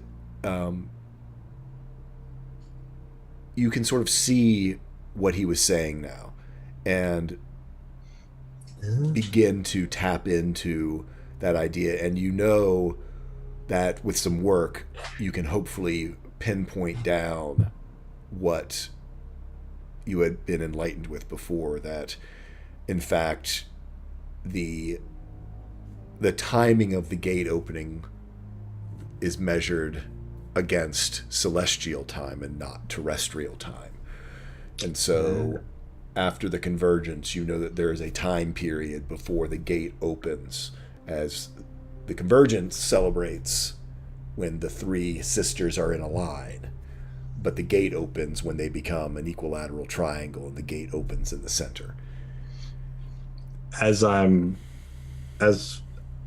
all comes to mind, I do begin to explain, yes, like Vidar's understanding of the astrosphere is like just little basic intricate workings, and for what he knows what things stands for, just to give Axel an idea of how, like, what Vidar knows of how it works. He throws in a few celestial lines. It goes from talking in common, then changes to talking in celestial for a moment before switching back. So you explain to him that spheres, Lyle probably kicks in a little bit every once in a while where you misstate yourself, Always. is to imagine, in this case, Lyle kicks in this case it's actually 5 hollow spheres, and they all rotate. You see, in different stars are on different spheres. Some are clear, some are cloudy. And so that sphere within sphere within sphere within sphere, there is, in this particular one, only a single hole in each of those 5 spheres. And it takes all 5 of them lining up in order for a gateway to the outside universe to open. Would the Netherwings be aware of this? Would they be interested in leaving this during that event? They certainly, as Gwyn Fura told us, they awaited the opening of the gates so they could communicate to the outside world, to bring the horde of the Netherwings here. But also, now that they are here, they've been breeding. It is also their way out to go send reinforcements to the horde of Netherwings elsewhere.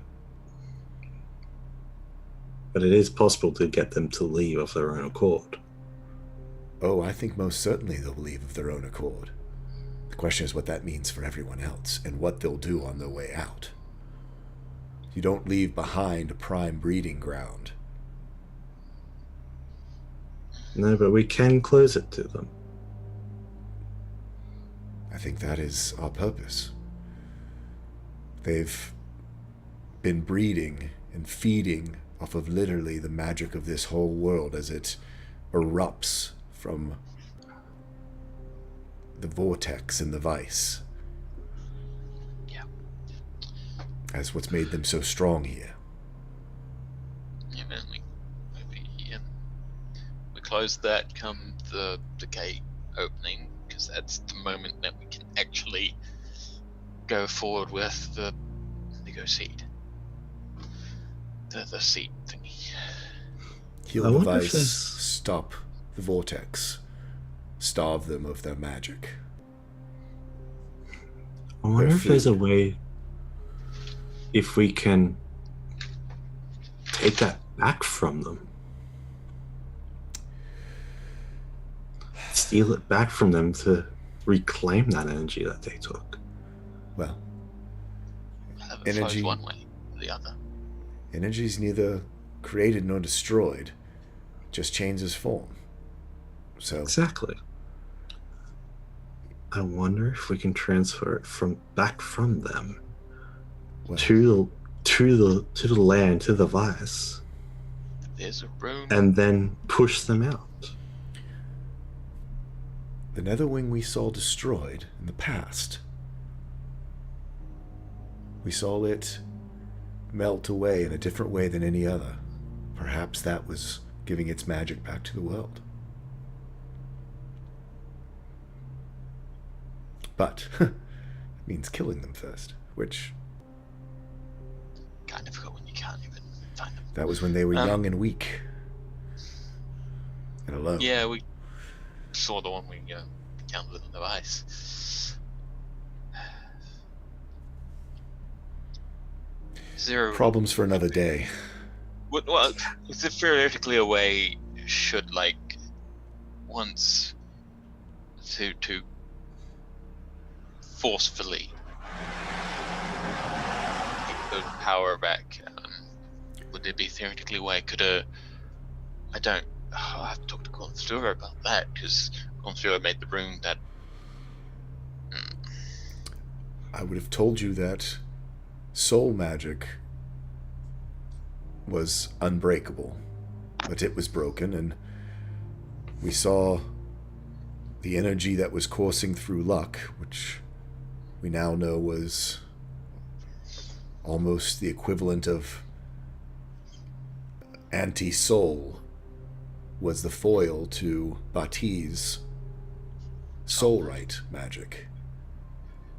Perhaps there is an opposite.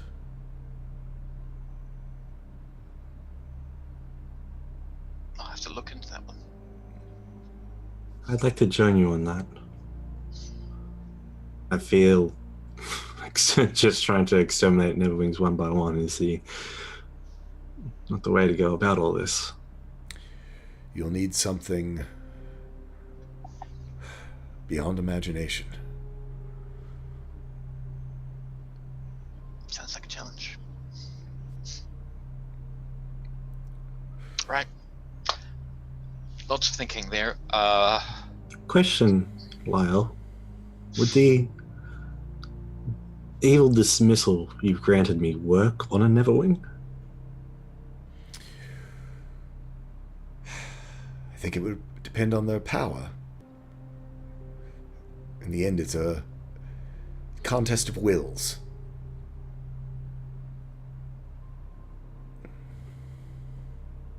Well, we're just gonna have to try hard.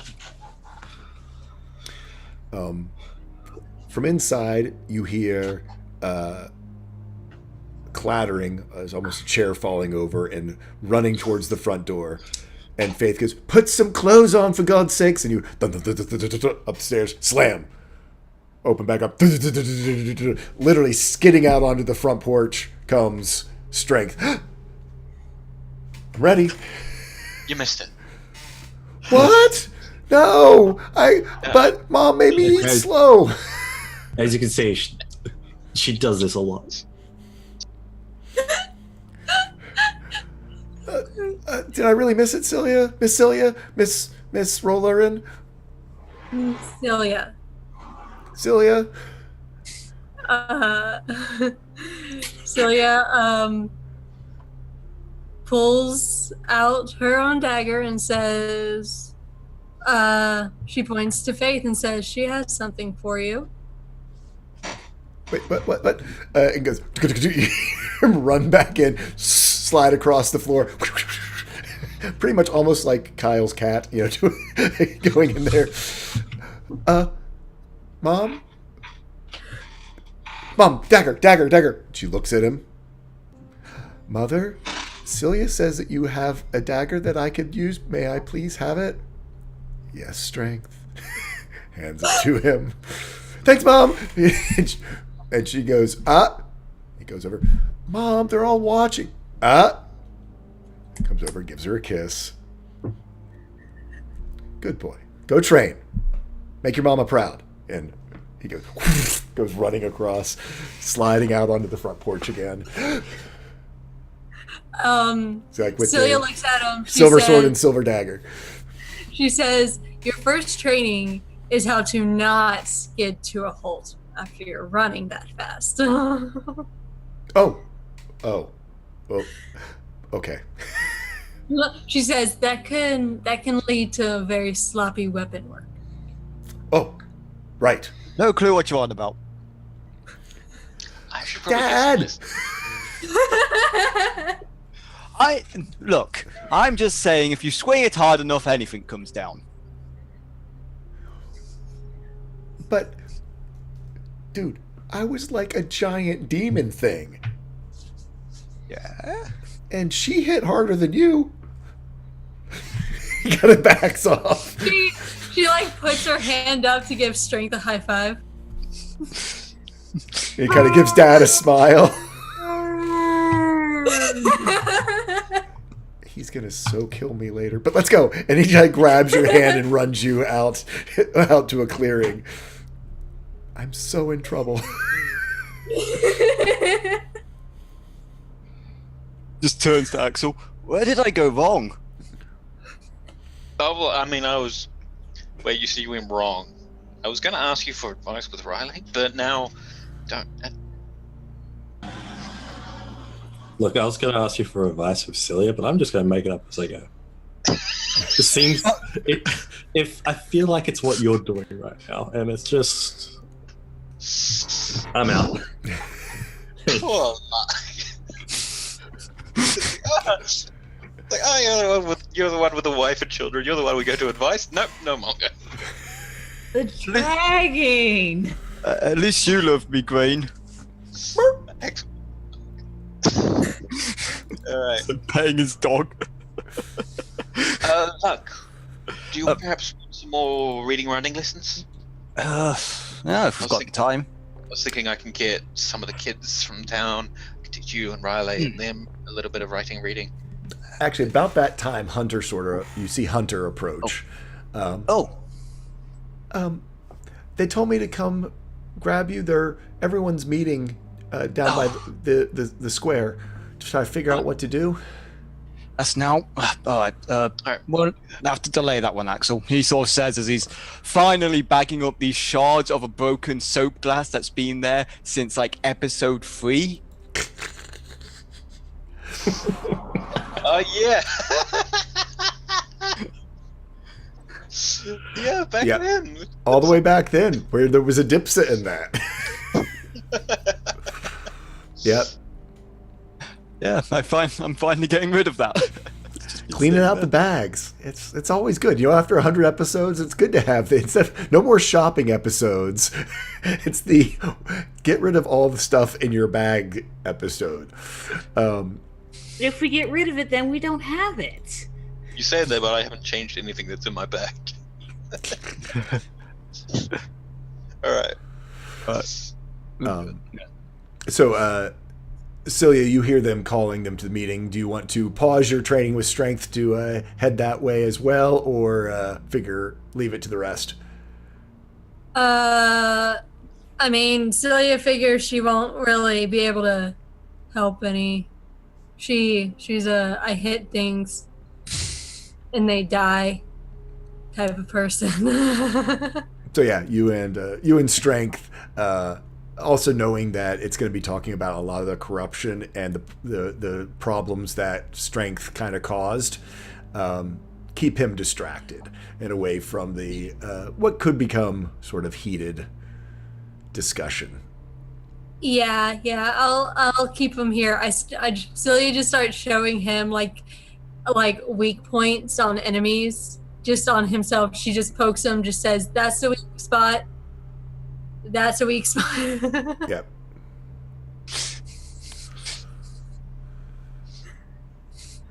So, as you approach, you see everyone sort of gathered around, and there's quite a bit of sort of talk, and you see a few of your friends there, some of the people from yesterday, and Might is sort of de facto, as he was a farmer, has sort of to speak. Well, I've gone every direction. The land is fallow. The further out... Grain does not disagree with Grain that. is not happy about that. But he looks, and the further we get away, the more the corruption still holds. You can tell, it's almost like as the corruption came, it radiated out from the mine. It now seems to be disappearing in the same way. There's almost a ring where the corruption is almost as bad as it was. It surrounds the town about 3 or 4 hours walk out. I didn't cross it as the woods are still dark, and I could see from standing in the light much was lurking in there still, even though it was daytime. All that gets left behind is either ash or things, plants that are so damaged, what's left of them won't survive.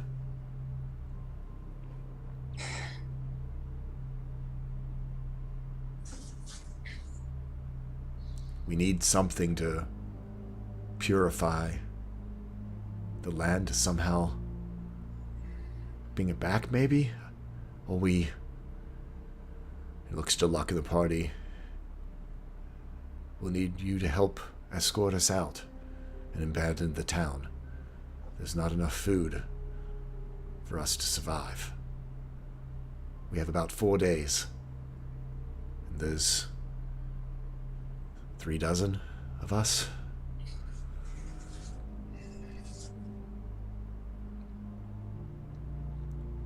Is there anything you can do to help? The things you've done, I don't think any of us believed could have been done. But this is...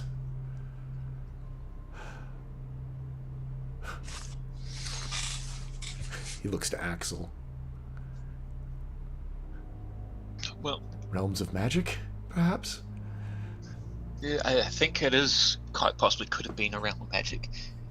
The realm of magic, I know you would need, I would imagine probably a druid.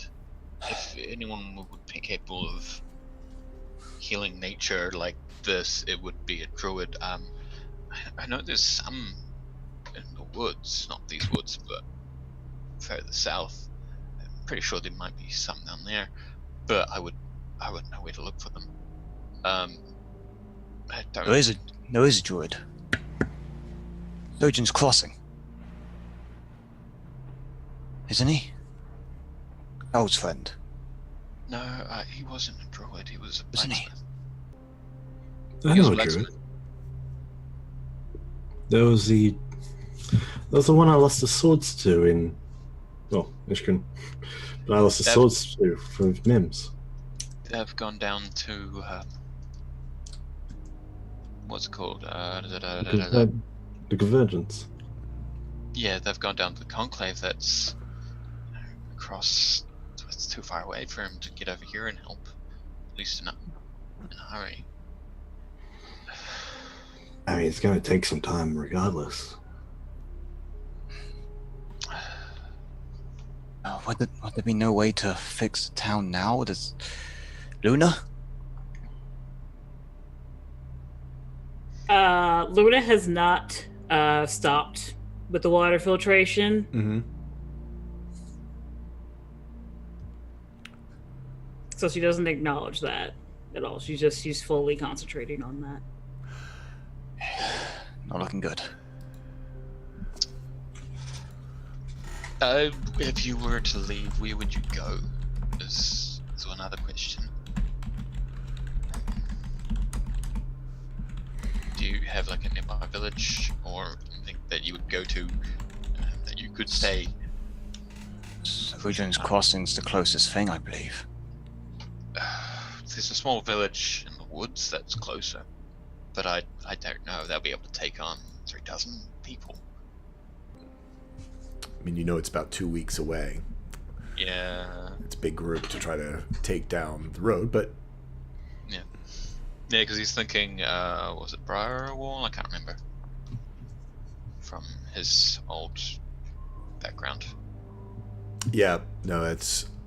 I mean, yeah, that's a very small, like, homestead. Yeah, They wouldn't be able to. Yeah, it literally is not even a dozen people there. It's a couple families. Yeah. It's. I can always.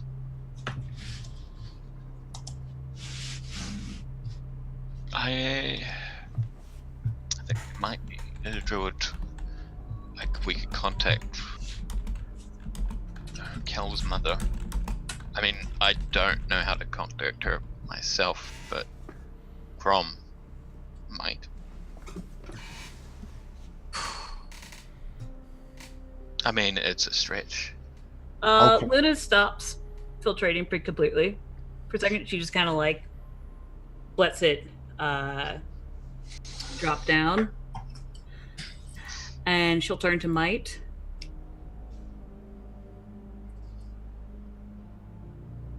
Do you promise to take care of what I will give you? He sort of looks to you. Of course. Yes. What do you have in mind?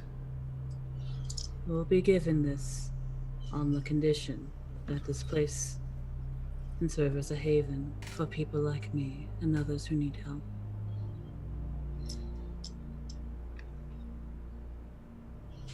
He looks around. Yes, we're going to need all the help we can get, even if we can solve this immediate need. If this Can you help promise us? is broken, I will find you. Are you doubting my people? She looks at Might, doesn't acknowledge what Luck said. I have no doubt. Whatever you leave with us, we will keep it as. We'll pull out the Tear of Eldath.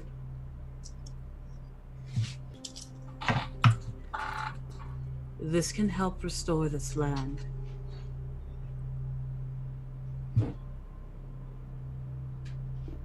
What is it? It is of a goddess who no longer resides in this plane.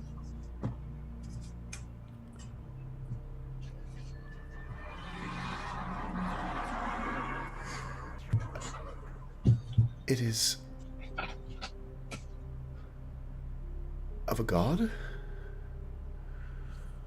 Goddess, but that's not what should matter to you. It can help you. What? How does it work? Actually, for precisely how it works, does it just You did watch them go out there into the fields and use the tier literally as you take it out, having almost forgotten of it yourself. You can say, channel some of your divine energy into it. And as they're sort of in your gauntlets, you see them begin to glow. And your very slow work, just in an instant, the globe of water turns perfectly clear with no corruption whatsoever.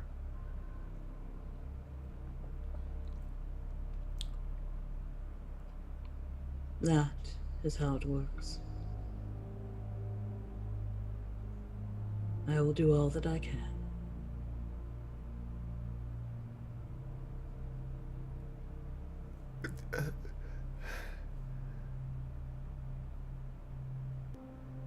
He looks a little bit to Luck.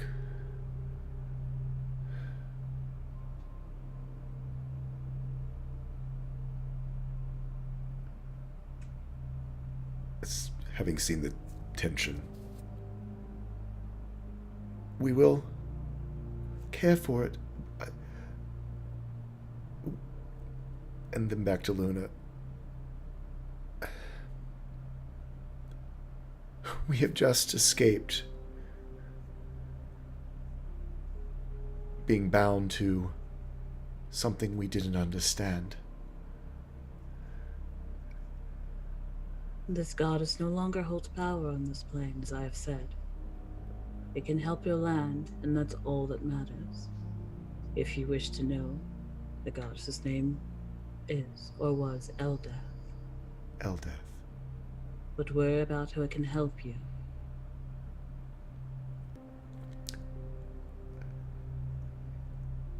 He looks to the town.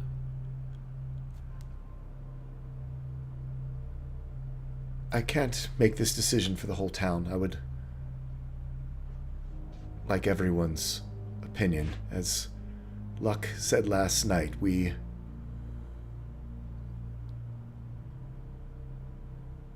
should enter these things with our eyes open and together. I do not mean to offend you if for some reason... I'm not. Discuss. And he gathers the town around, and then he looks to Luck and goes, "You're still a part of this." And pulls Luck sort of into this group, speaking.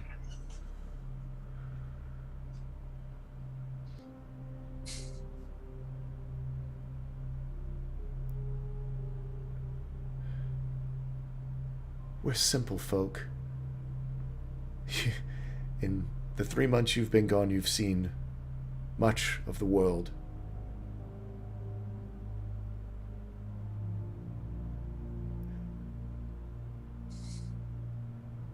You know this woman.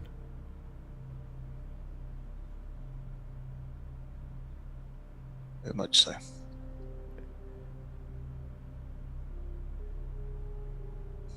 She's hard-headed and stubborn. She's honest. She keeps to her word. I've yet to see her lie.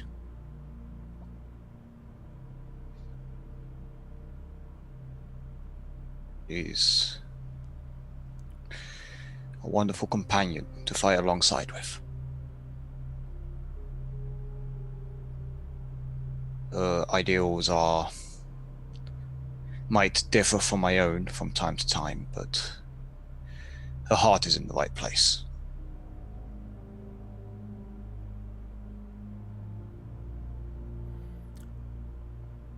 Is this the right thing for the village?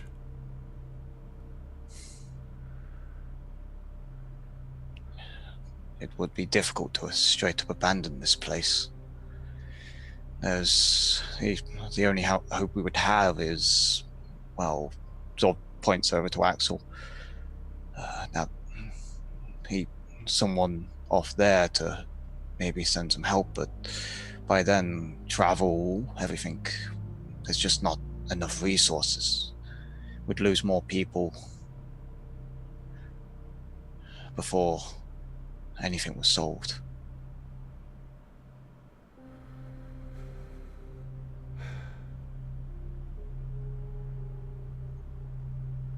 Looks around to the rest of your villagers, all kind of bracing themselves for the worst news, and then to hear that there is a slim glimmer of hope. Lots of nods after your words. Then I will note he's sort of indicates to Luna. These people are called, her people are called the Genasi. They need help wherever they can get it from. Whenever there's a place to be safe, you need to make it so.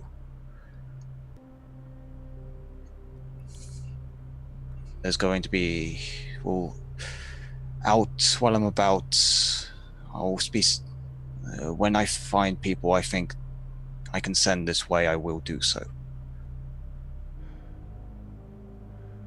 We certainly are going to need a lot of help as you sort of look around, houses to rebuild, knowing that the mines will be understaffed, fields to be planted, crops to grow. But if the soil is fertile again, it gives us a foundation.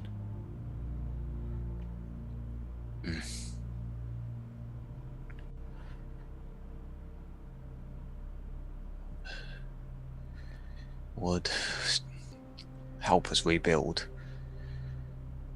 There's still a lot of damage that's been left. It's on promises it's going to be easy. The actions of our predecessors have left us in a tough spot.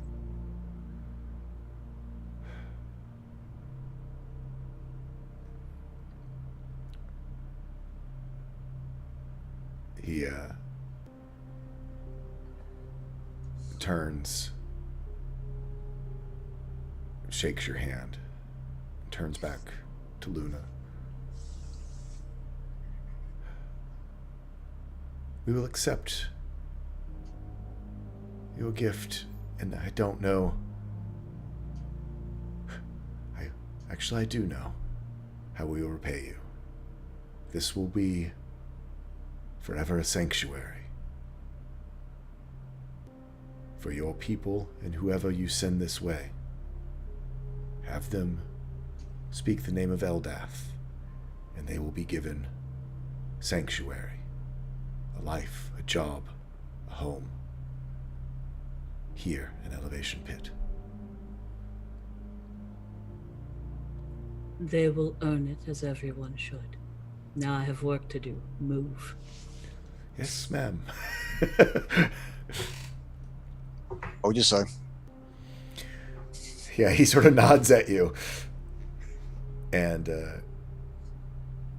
do you keep concentrating on the well? So what is your plan exactly? Are you going to, yeah. So, okay. When he says that there's like a circle around the village, 3 hours out, is it about the same level of corruption, or is it stronger outside and then coming in, or out? Or... So if you kind of imagine like the corruption started at the center, radiated outward, we now have, basically what you all started down the Crystal Cavern now radiating outward. So what's happened is while this sort of heart has been burned away at the center, there's sort of this donut until the radiance makes it all the way out.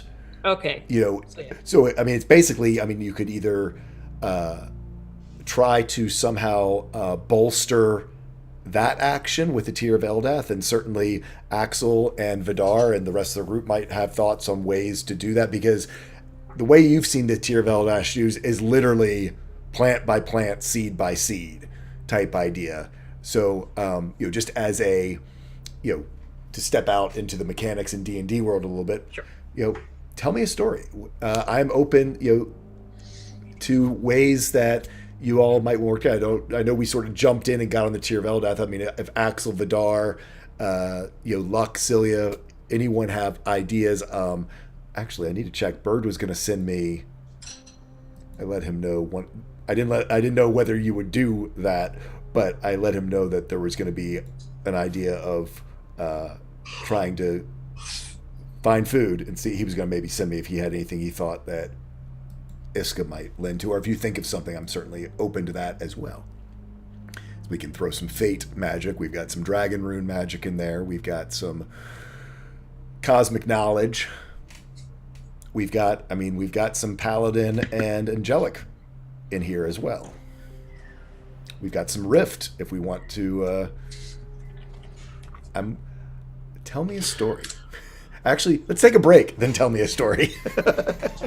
So I'm going to turn you all over to NNG9 to tell you a little bit about our charity of the month and everyone's favorite part of the broadcast, Pun of the Week.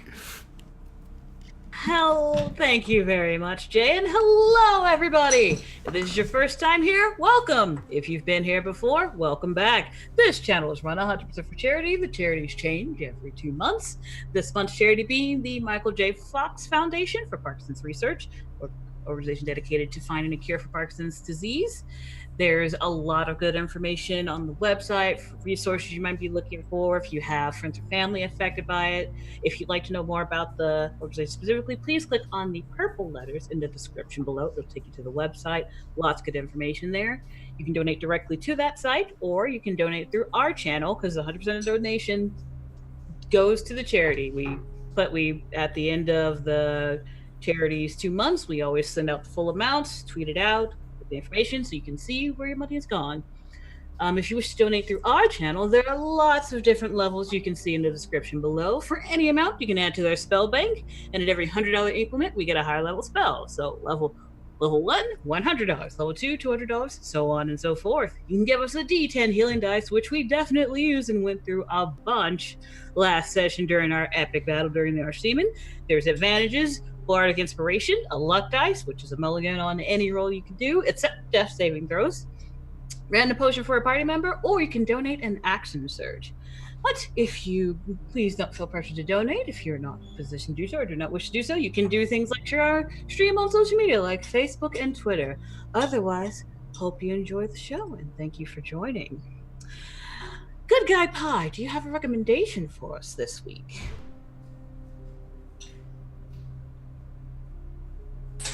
I wasn't muted, but I do. Where is it? Here it is.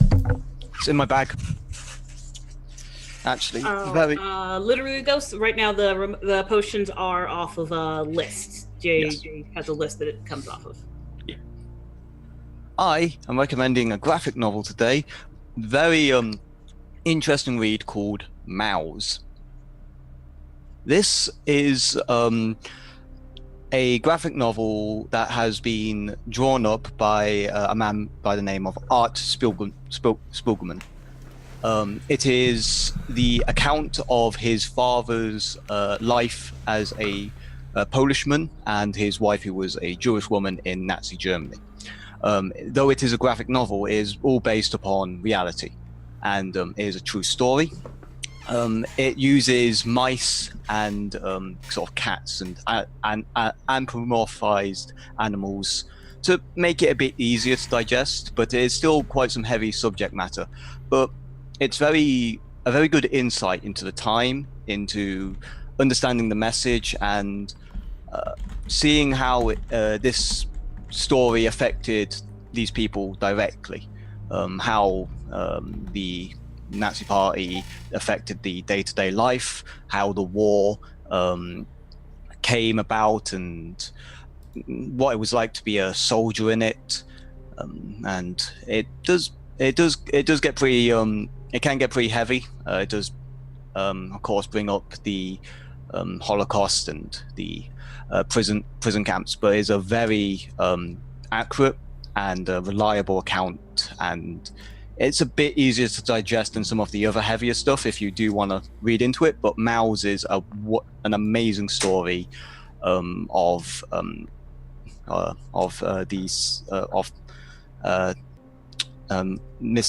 Spiegelman's father and his wife. Cool.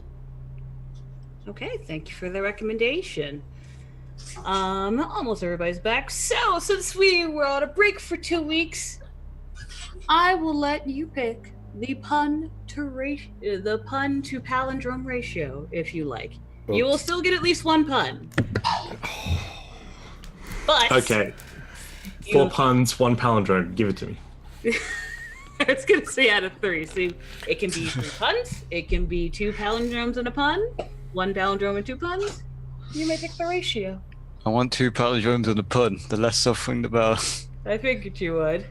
I want the opposite. Give me 2 puns and a palindrome. Fuck me up. Or you do this. I'm going to tip the scales towards the puns. I'll go for the... You traitor! I'm gonna even it out again. No. The palindrome. Oh. So to me, the perfect compromise is 2 palindromes, 2 puns. Congratulations! So I will do. We'll do this in alternating order. We'll do a Okay. palindrome first. Today's first palindrome is "No devil lived on." Ooh, nice. And Damn timely. right. First pun. Why was the cookie sad? Why? Because their mom was away for so long. Oh.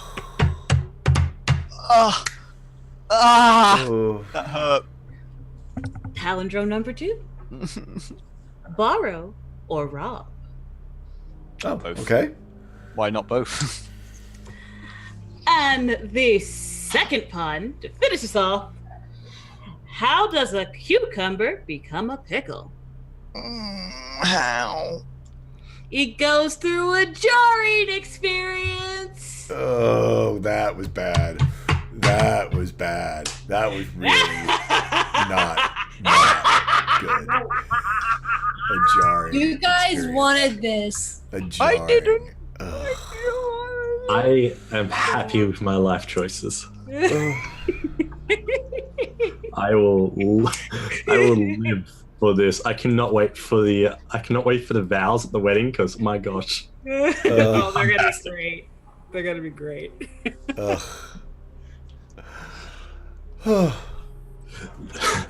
I Can help. declare that you will be a not on my side for life.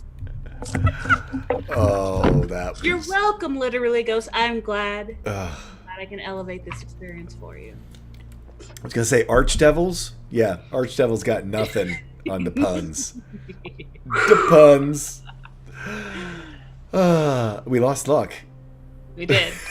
I'm sure he'll be back shortly. I'm sure he'll be back shortly. You ran him No. off. Luck's not good. Luck's not going to stay with the group anymore. Get him off. Too many puns. You're just gonna stay Hey, home. I let you all pick, and you couldn't decide. That's true. That's not That's my true. fault. So we ended up with all of them. I am harmed but happy. There you go. There he is. Now he's back. So you're a masochist? Yes. Oh, and I see an Axel. Ah, then we lost luck again. We're almost there. Okay. Okay. Axel, you missed the double whammy. Don't worry, it'll get highlighted. You can Yeah, it'll get highlighted. I'm Don't worry. gonna have to go back and look at that. Okay. So, Luna, having spoken, actually, let me just clarify, because you actually have one in each bracer. Are you thinking you're leaving them both? You're leaving one? I was thinking I was leaving one. Okay, cool. No, perfect. I just wanted, I that's how I interpreted it, but just so Yeah. as the DM, I made sure No, that I that's interpreted. fair. I was going to leave one. Yep. You all have heard Luna make this offer, and having, knowing that,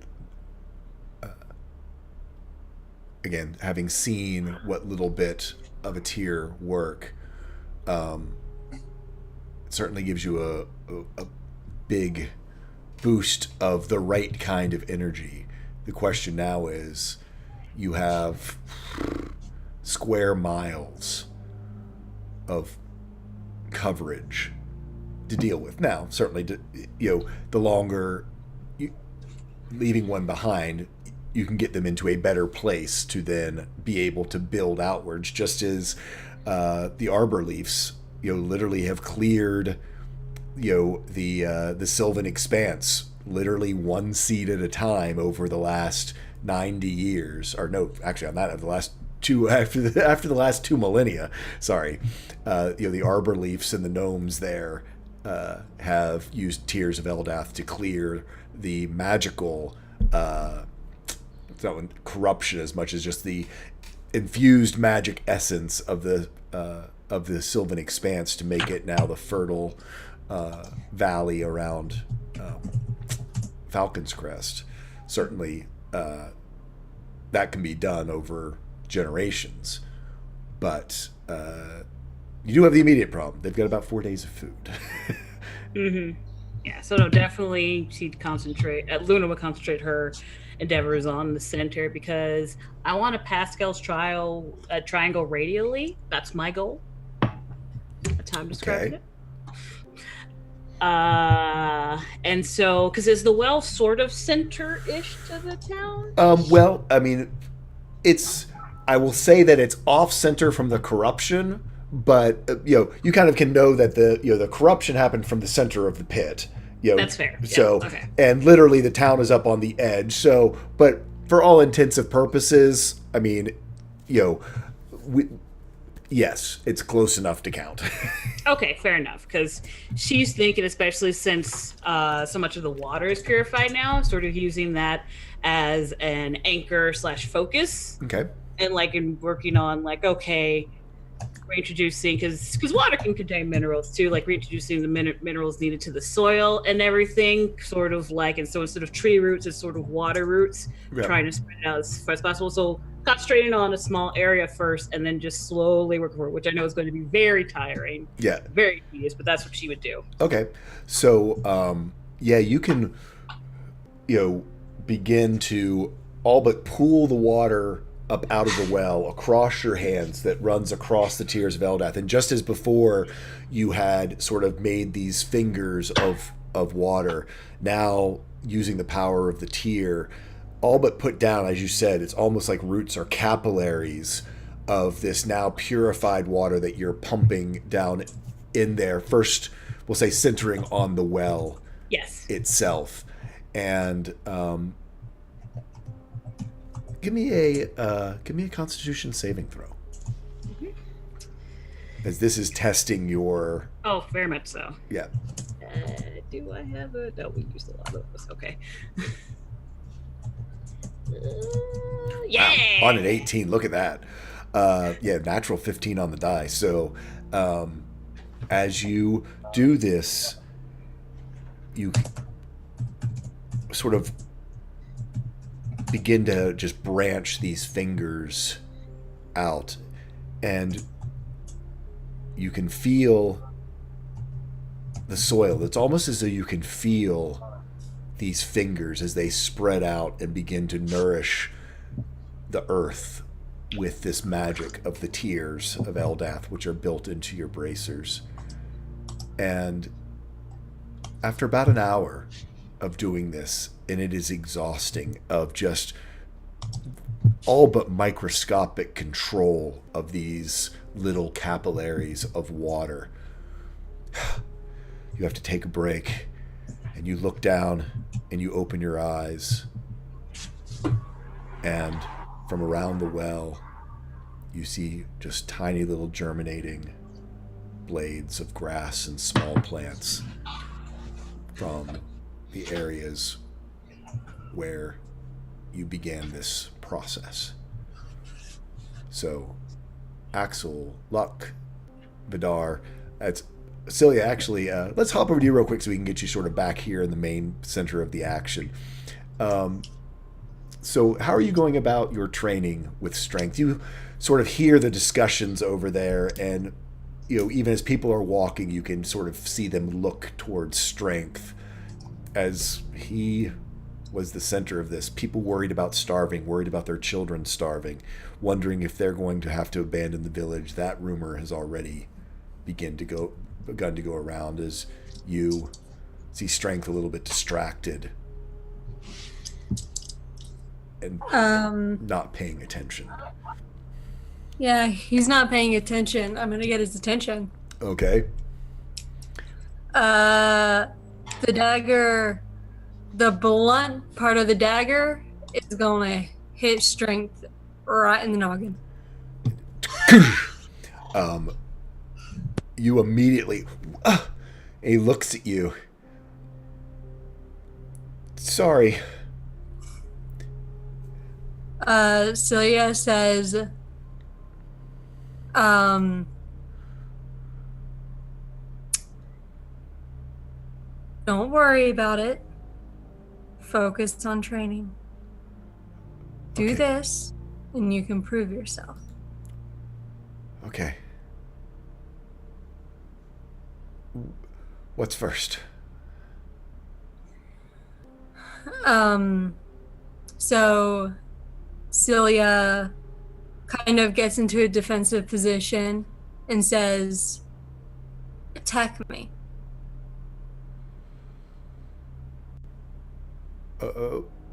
Okay. Give me half a second. I got to demon him. He's gonna be rolling some crazy ass rolls. Oh God! Yeah, I gotta demon my boy here. Corruption's back, yo. Yeah. Stab. Silly is found dead, no one knows why. Yeah. I should have done that during the break. Sorry, I didn't think about it. I It's should the have. ghost. They found us. Right?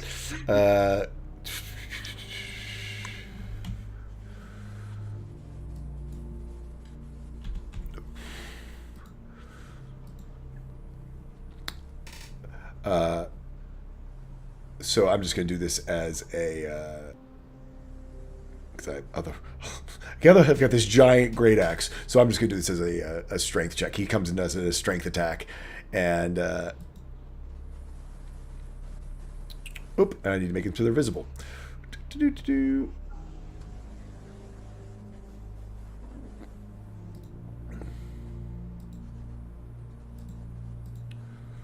Come on, strength. Do your thing. Sorry, folks. So he comes just charging at you. Ooh, look at that. With a 20. Yeah, so he just comes, literally just throws himself, as Luck has taught him. Luck has trained him for 16 years. And, he also had the benefit of a giant demon sized body for a while. So he just comes at you. Yeah, Celia watches him, and she watches his movements. She was dodging as an action, but even with With the dodge. he still hits. Yeah. It is just the little short sword, the silver short sword. And he's got a +3 on that. Yeah, He just hits you with this silver short sword, and swings around and is like, "Wow, okay, I didn't think I could." Oh, and he's like all confident now. Celia, Oh, that's my first mistake. Celia smiles. She says, even when you lose confidence, like, try and channel every bit of confidence you do have. If you miss, don't let it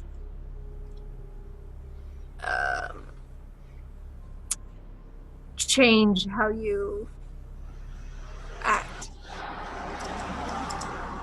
Okay. And Celia says, grab the dagger. Well, and he had both hands on the short sword.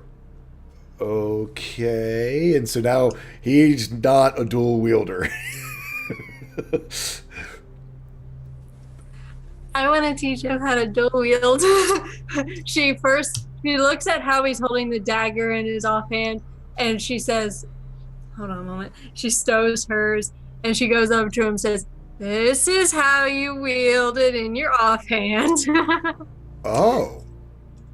So not like you're eating dinner, huh?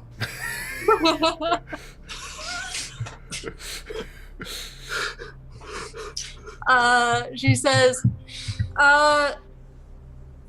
no. You can Good to know. strike. Yeah. You can have like better control holding it this way. Okay, I can see that. I can see that. How quickly do you disarm him?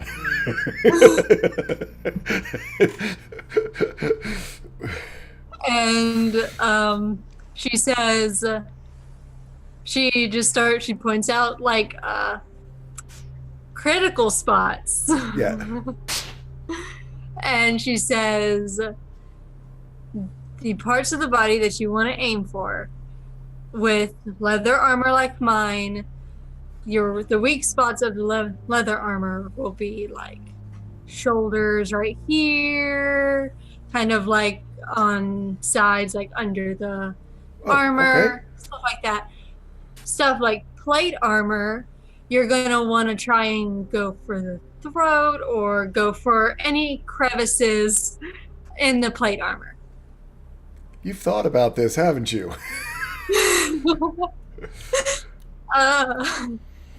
It was my job. Note to self. Okay, good to know. How did you meet my dad?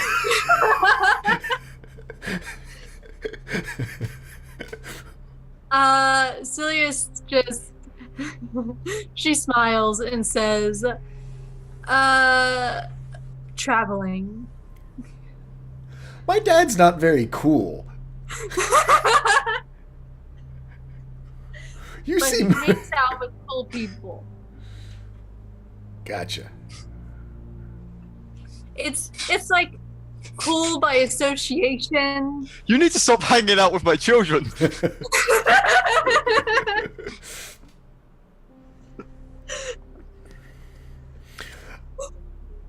And so yeah, you show him how to do some basic stuff. So He's training him as a rogue. He's gonna become like a rogue fighter. So I'm gonna do some decks to see how he does, of how good a teacher. Wow, you're a really good teacher. He's only got +1. So yeah, he, maybe there is some of that demon still lingering on because he had good decks as the demon. You're actually really surprised. For someone, I mean, he's only 16, not even into his full growth yet.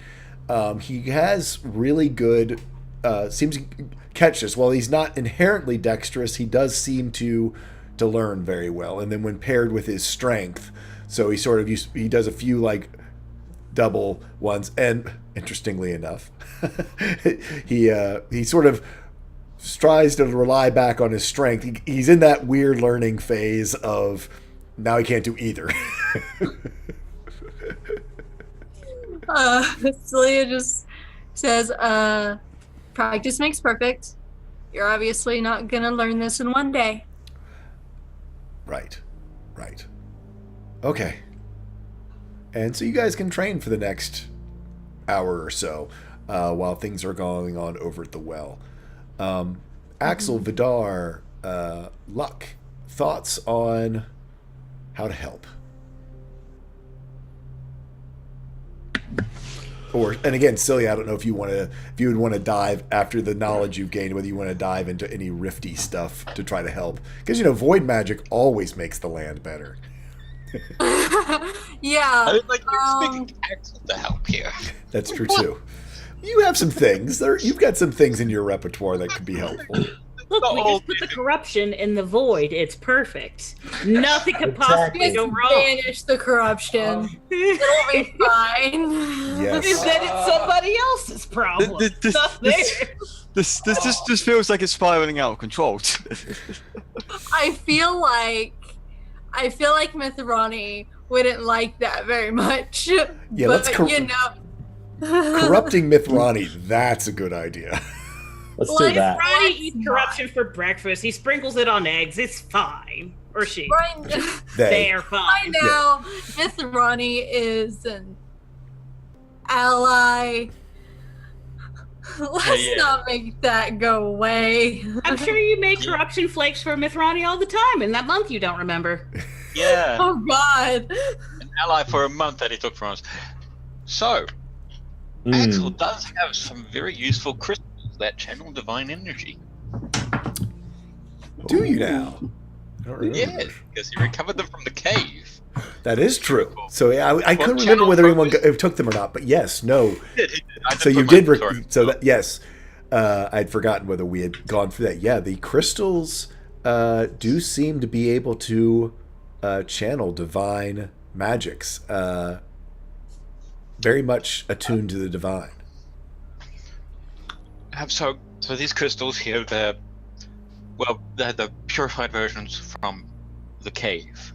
So from what I can think, is they channel divine magics like yours, Luck, or like the Tears of Eldath.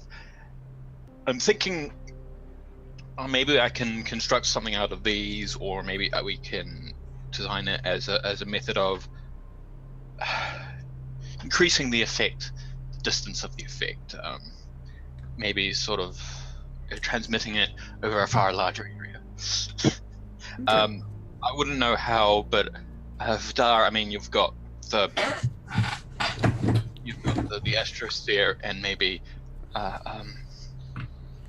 Lyle can help as well, and designing constructing this. Like, there's a couple of rooms I can put on it. Well, that might help as a channel, and of course, like you've got, maybe you can put some energy in there to sort of act like a wand charge that powers it for a while, maybe, if it's channeling.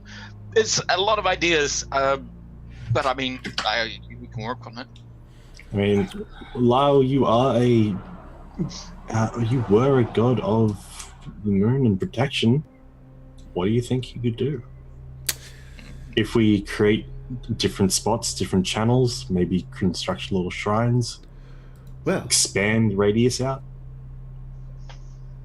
No, I didn't think of that. Could we sear it into the weave? I have a renewal room and a life room, and they got a lot of books to them. Would you be able to give me weave side again? I don't know if that's possible, but who knows? That might help us. Not in the moment, but we'll think about that later. Yeah, we'll try that. So yeah, pitch me an idea. You've got yes. I'm opening up Renew.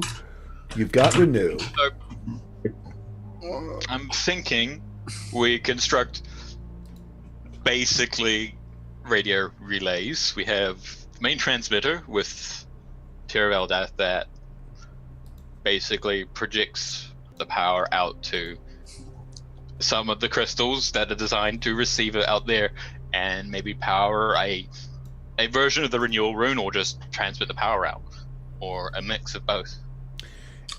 Basically, a way to extend the reach through the crystals. Would we be able to implant the crystals into? I saw you got moon touch swords and moon touch things, and since we could maybe use Lyle and the domain of the tide, which is Lunar is a part on, to then create like a ripple effect out to those areas. I don't know if I'm talking out my butt here, but could be. I was going to say, pitch me an idea. I'm liking where this is going. So yeah, I've forgotten you all have the moon touch swords, with certainly with Lyle being of the moon, could connect to them almost as antennas. You've got the renewal rune. You've got the life rune, which is life. I actually was looking the time rune. You've got some trickiness there you could use as well. Yep, there's a lot. So if we create 6 points just in a circle, about the same length out from the town, can we do 7? That's a better number for when you talk about magical constructions. Yes, but we'd already have 7 with the Eldath being in the middle. Okay, I'll do some numbers in that one. Gets out the paper, starts designing. Yes, 6 on the outside, 1 in the middle. Just like the 7 cradles of that Ishrid saw back in that journey. If we can design it maybe in the way of the Celestial Gate and then at the moonlight, seal it with Path to Totality, who knows? Okay, so is the idea, basically you're going to make a giant amalgam of runes and crystals. Yeah. Because nothing could go wrong there. Pitch it, man.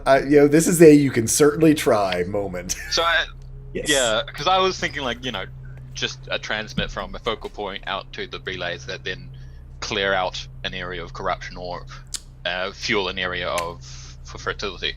Now, interesting. I was thinking long term as well, because I thought we were going to leave the tier here to be a long term power source. Yeah, I believe that absolutely. is so, yeah. Yeah, the plan is to have the setup just be there and consistently Yeah, be working. a continual sort of transmitting type idea. Yeah.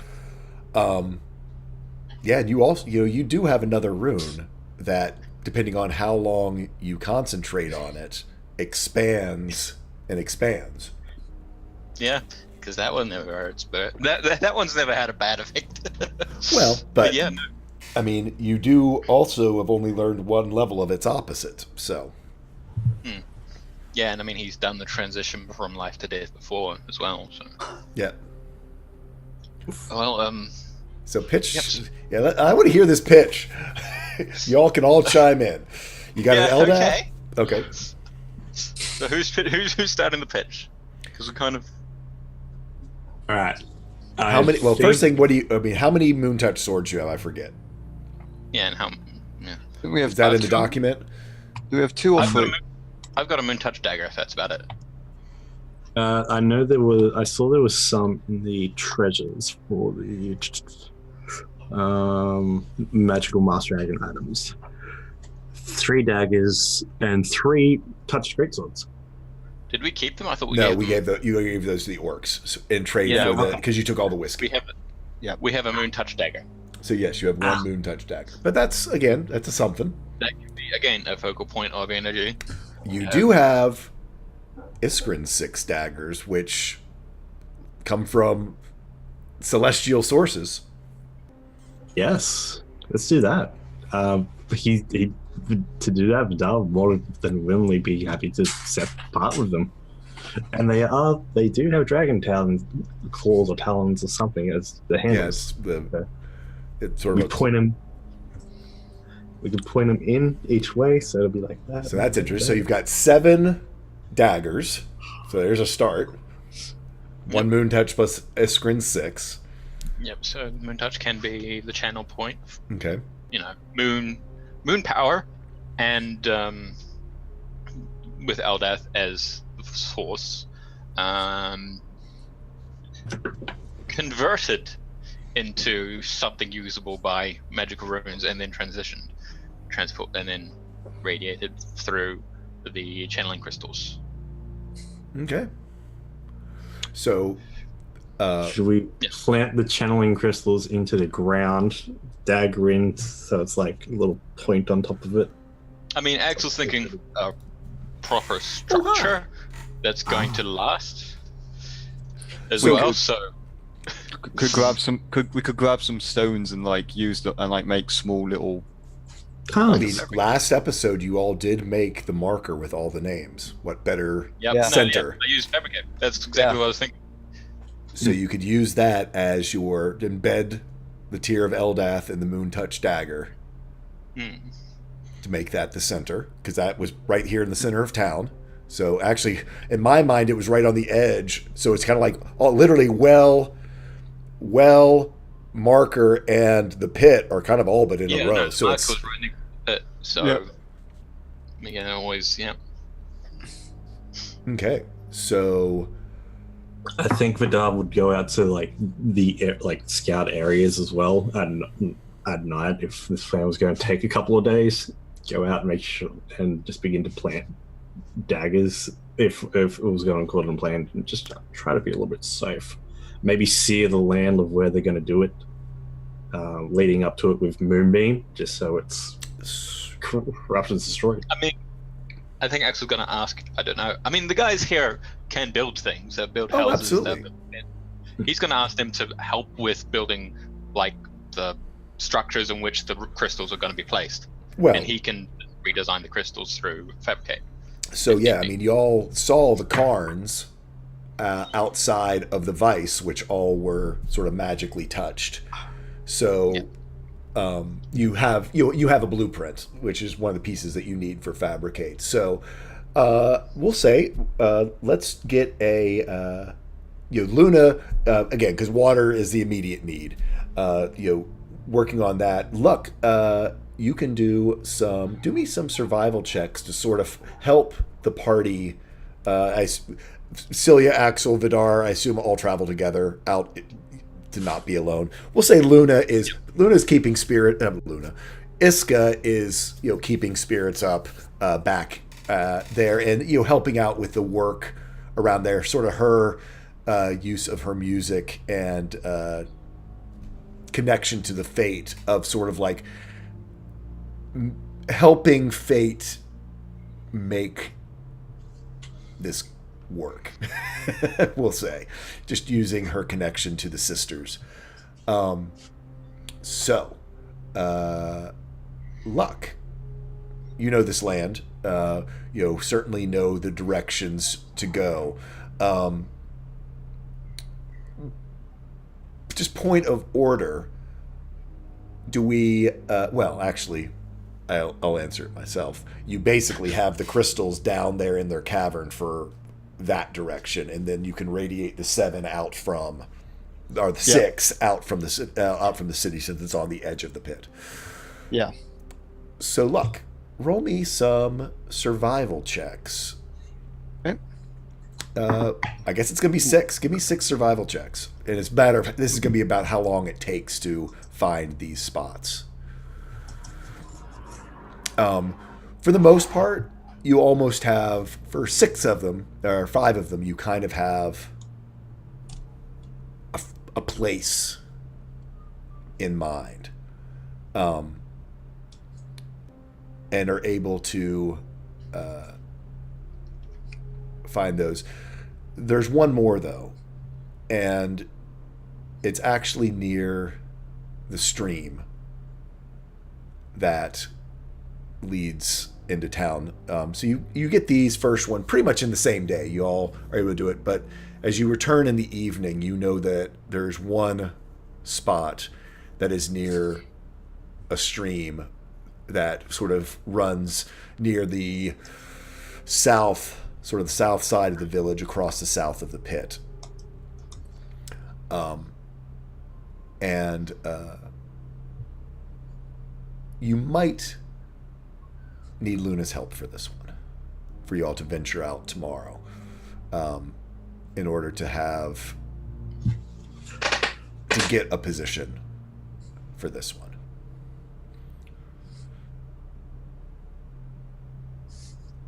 So as you return back that evening, Luna, you've made your almost the whole sort of. Would you try to make basically a plot of land? I mean, after you saw this was working around the well, what would be your next focus to go try to Yes, basically you try to make a plot. So taking the arbor leaf lesson into mind. Here's a place to start. Yep. And you are able to sort of actually all but around the pool that you had made, you almost are creating sort of this central pool that then has this fertile sort of plot of land that goes all around it. And at the end of the day, exhausted, I will even say probably one level of exhaustion. That's fair.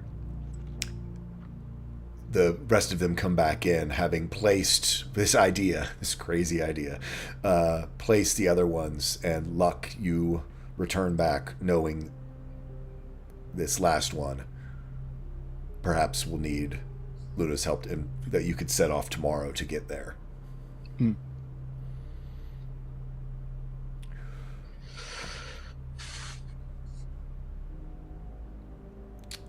How do you all want to spend your evening, or has it been a busy day? Can Luna talk to Time, actually? Sure. Time's probably been very interested in what all you've been doing. And she sort of sing-songingly sort of skips around in and out. You see now she has a little satchel with her. As she sort of skips around and looks up. Hi. And Luna will kneel down and make sure that they're at eye level. Hi. She sort of puts her hands behind her back. Hello, Time. How are you? Tired, but it is good work. It is. It's going to be pretty when it's all done, I can tell. How are you getting along with your friend? And she'll point to the bunny. Yeah, she sort of has it singing like, Oscar, yeah. He's nice. Is this something you've always been able to do with Oscar, or is this new? Well, when I couldn't find my way home, there was lots of other animals, little friends that I made, because they couldn't find their way home either. And so I figured I'd just go find them. And she opens up her bag, and you see it's probably half a dozen little dolls and toys inside. So I figured I'd round them up and give them a home. And she shows you another half dozen these now totems.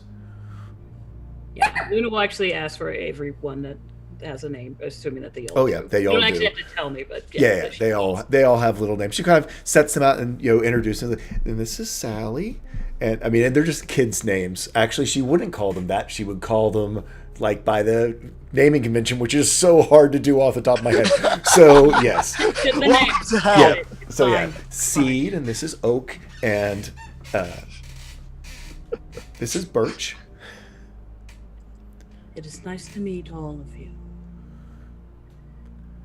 You have a gift, Time, and that will not always be easy to deal with.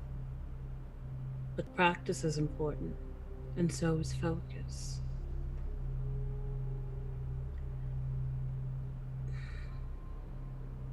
I'm glad you have a family that will help you through this time. If for whatever reason you need my help, find a way to tell me. Okay? Okay.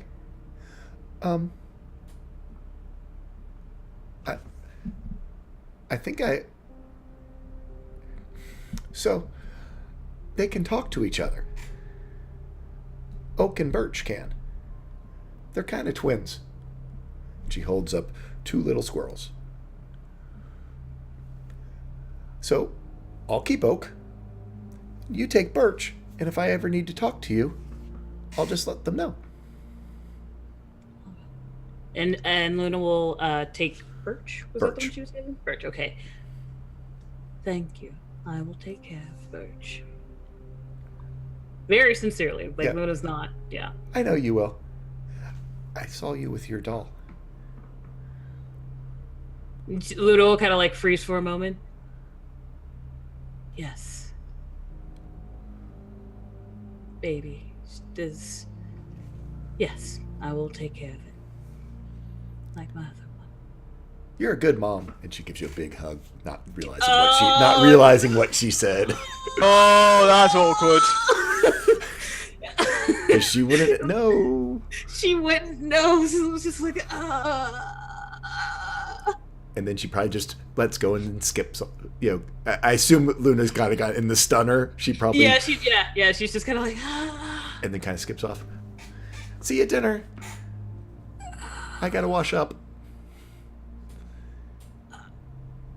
Yeah, and then there's just kind of like hands sort of like that, and on her face, just still kneeling there, like. yeah, that was unexpected. She's processing. Yeah. She does her little spin and skip along the way. Oops.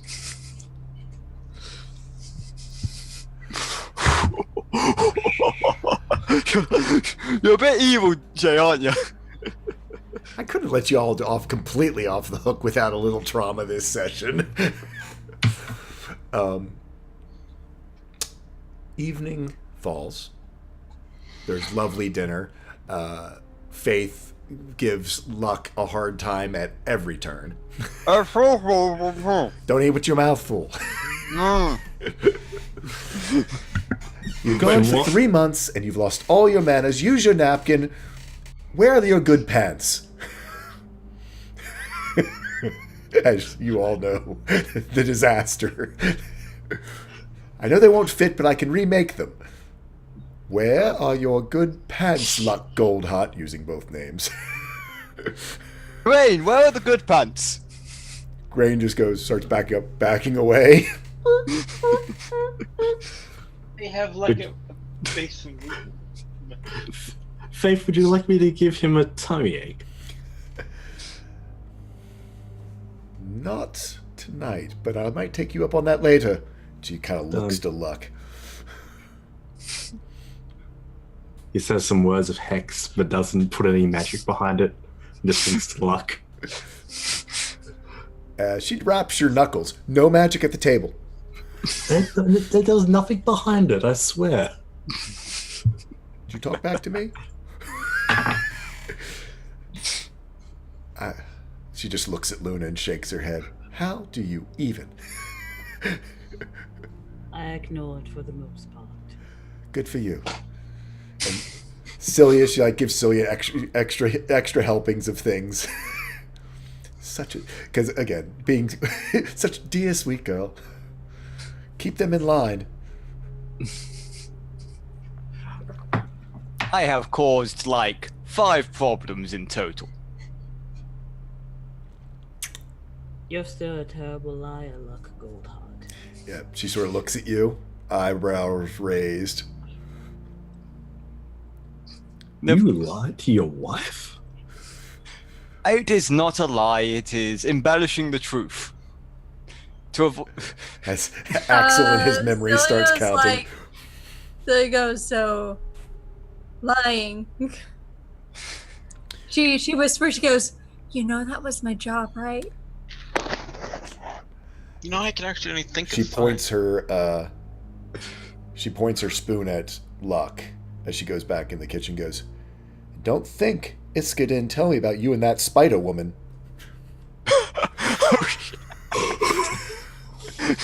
Iska's a snitch. And she gives Iska a wink. It was purely business.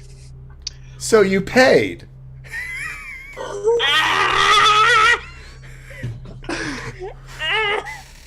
Oh yeah. You know it's not like that. Celia Yes, just dear. looks at Luck and says, "You know, you're just gonna end up digging yourself a deeper hole, right?" Digging holes is what I did for a living. That's true. Yeah. Just keep digging, pal. And at that note, I'm just going to get up and be like, I'm getting away before this becomes a train wreck as well. And I take my porridge outside. It is a lovely evening outside. You see sort of a new resolve. Certainly seeing this new plot of land has elevated everyone's spirits. And Might actually has gone over and sort of inspected it. And being a farmer, he actually was smart to take some seeds. Hey, Prax, thank you. To take some seeds with them into the cavern. And so after Luna sort of finished her work, he actually went out there just to sort of give a test. And even by the moonlight, you sort of see him sitting there looking at this plot of land as tiny little shoots within hours have started to pop up. And he's kind of got a big smile on his face. Vidar, you see Might sitting over there. He literally is watching the grass grow. In this case, crops grow. But he's got a small sort of little, almost like a pony keg of ale that is sitting out there by his side. And he is drinking beer and watching the crops grow. I'm going to pull up beside him. If there's a table, I'm going to sit on the table, continue to porridge. El? Amazing, isn't it? Well, it's not the best that I've ever brewed, but it's not bad. Also about the grass. Oh, that? It's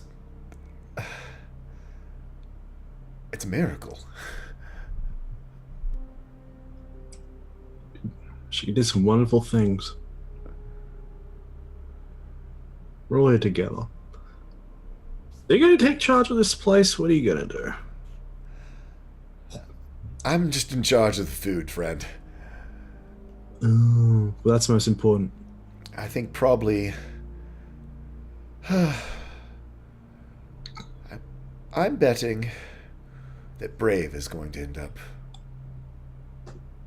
she's just a painter, but she looks at the world. She sees the whole picture. Right. Well, consider this... He's going to put the ball down. Consider this a gift to the whole picture, then. He's going to literally take all of his whole gold pouch, just put it on the table. Use that for the village. I don't know what I could do. I have no idea what money buys some things. But hey, you might need it if people come. Friend. Don't say no. Well, I won't say no. But around here, we trade in work. We trade in what people do. Oh. And while we do, once in a while, go buy supplies, he literally takes out a small sack of precious gems. Ooh, that takes his mind. He's like, oh. Right? Yeah. Are these So the he same hands one gems to you. as- Actually, he drops one in your porridge bowl. Don't taste too good, though. I've had some rock candy before. Those cookies in that pouch are Cookies. quite hard. There's days I would trade any amount of gold for cookies or biscuit. I was afraid we were going to be in that situation here in a few. He swallows the gem.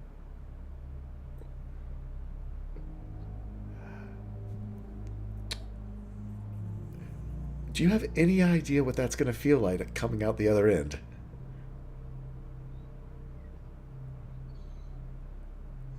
You're the new one. people were talking about you. Like, he sort of pokes at you, just your body. You weren't flesh before? Pretty much. I was different. He sort of slaps you on the back. You're about to learn a very hard lesson, my friend. Probably about a day or two from now.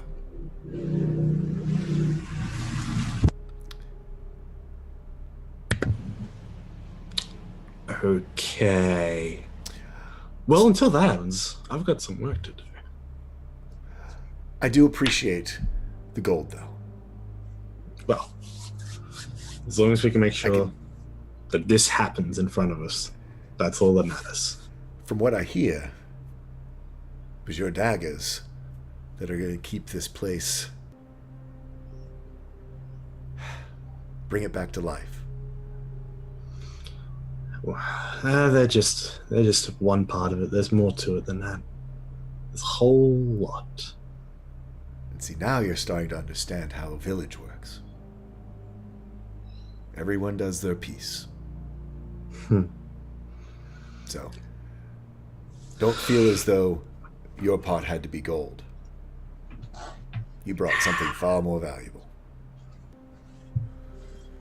I've got something. I've got a wonderful family. That's what I know. That's just a little side thing. Besides, there's gold comes and goes. You guys might need it more. Anyway,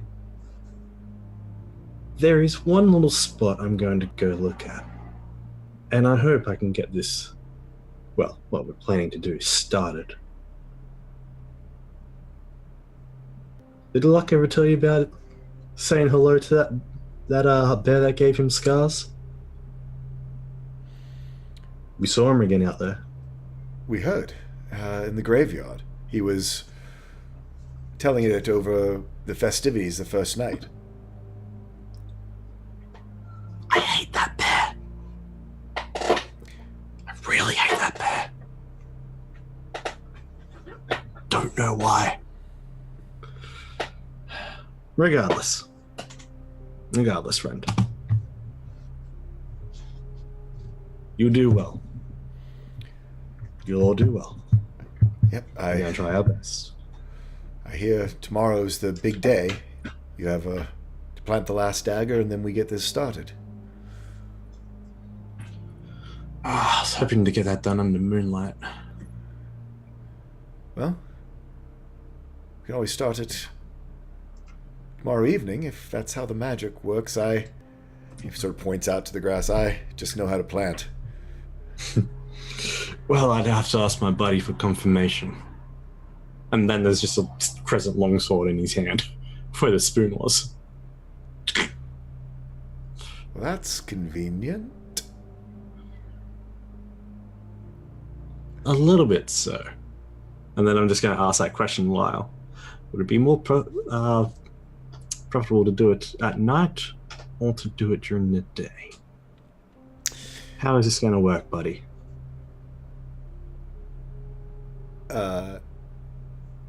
He sort of, you hear sort of a pause, and then Lyle's just like, you do realize the moon doesn't go away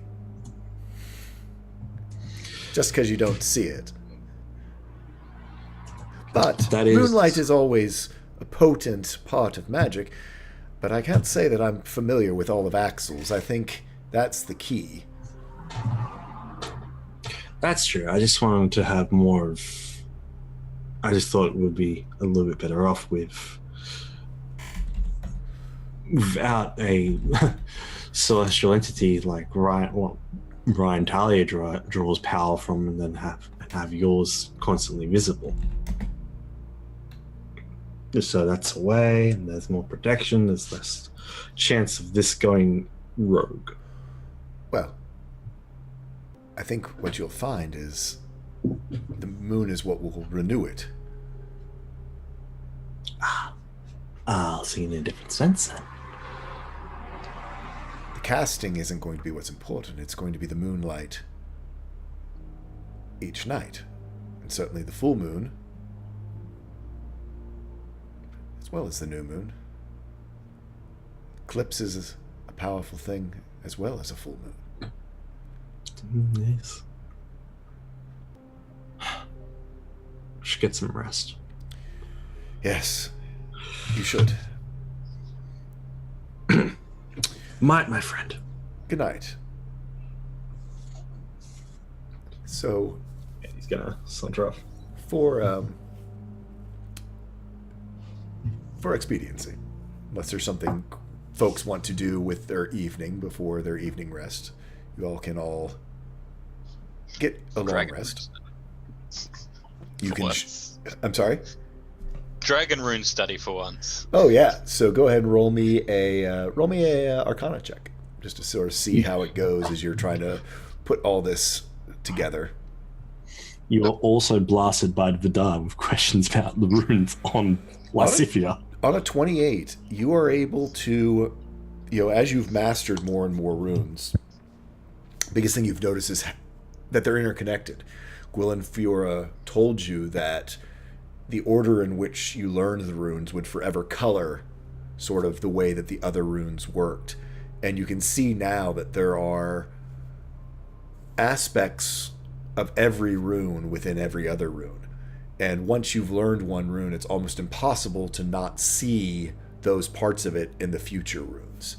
So you're able to see how time and renewal and life and death and blood all are connected, and how to pull sort of the different aspects of them into this rune that you are creating to harness the power of Eldath, to harness this divine energy that you weren't, not its own rune, but a amalgam of runes, not harnessing its own power, but to channel the power of the Tear of Eldath.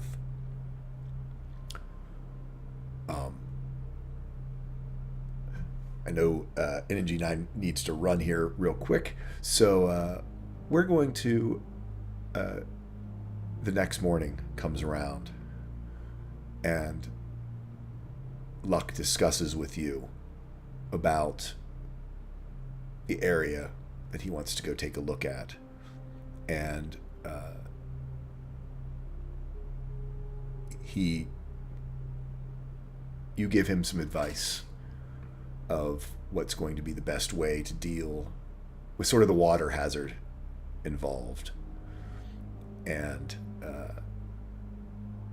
sort of draw him a map. But sort of the call of your duty here at the village to continue your work on the land and the water,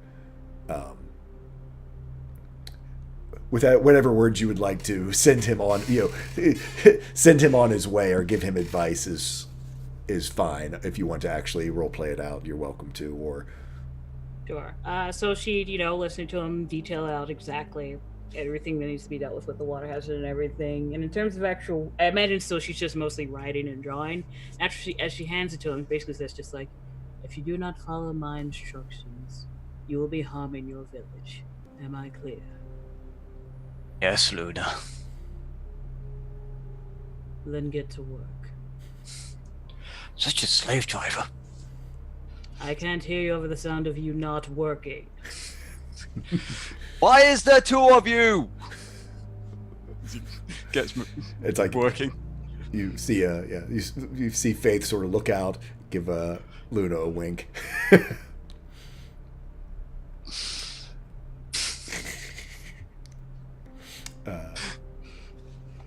So, Celia, Luck, Axel, Vidar, with map in hand. Do you want to sign off real quick? Oh, yeah, sure, I can Alicia. do that. And as a note, just flavor-wise, she's like, Luna, make sure to not sleep in the pool, since that is now... Yeah. I figured as much. Yeah, okay. Hey, I'm Energy9. Sometimes I stream stuff, sometimes I tweet stuff. So Energy89889, whatever. My Twitter, just you can find me on the internet. It's doable. She's out the there. Twitch is definitely Energy9. Yes. Twitter, I can't remember right now. 9-8. You are Energy 9-8.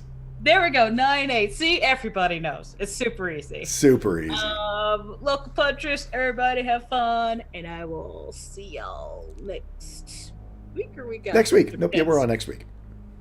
Me. Tim. Oh, that's right. Yeah, we might not see you next week. Yep. Cool. All right. Thank you. Bye. Bye. Okay. I've got to change some names around and stuff, but golly, I have to change lots of names around and stuff. I'm going to do it this way, which I'm going to regret later. So bad. I'm going to regret this later. Okay. Axel, there you are. Excuse me, folks, while I do the juggle. And Luck, if you can give me a survival check as you all head out, Iska, Vidar, to go plant this last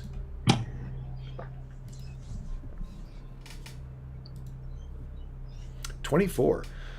Using the map that Luna gave you and all of the advice that she did, you actually are able to make it to sort of a cliffside area. There is the stream that you have to cross, and in order to get the alignment that Axel has recommended,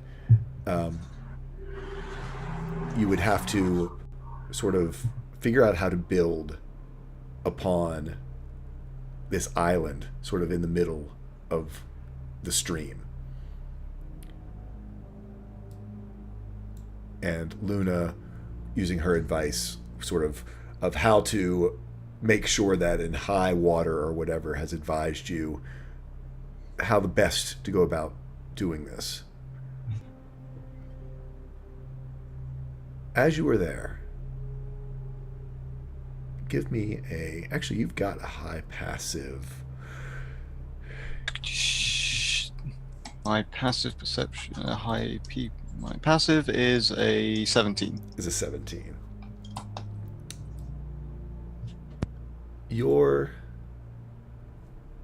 First you think of something, a bug or something has landed on the side of your face.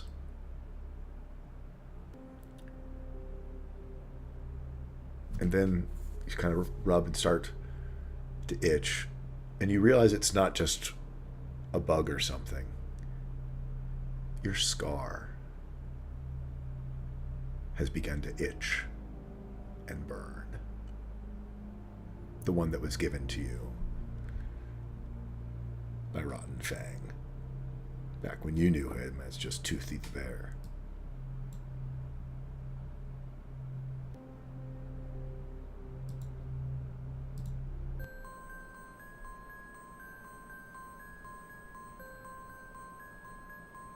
He stops whatever he's doing, sort of just like dropping whatever in his hand, and just instantly pulls back and grabs his pick.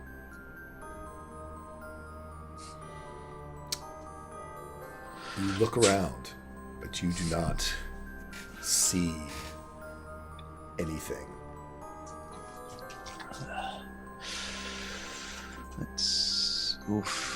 He's going to then, I guess, will make use of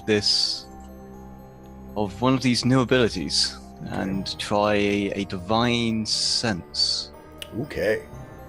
You concentrate sort of on that peace and centering that you feel within you. And you can feel from across the stream, sort of towards where you know there is a cliffside, you can feel evil. A draw that there is something evil lurking. He just gives a hand signal in that direction and begins moving. What is it? Oh, old friend back. Oh, okay. Oh, that's good to hear. Summons Lyle, summons the breastplate, throws the animated shield up in the air so it orbits. You all head that direction, Luck leading the way. You just marching through stealthily? What are you all up to?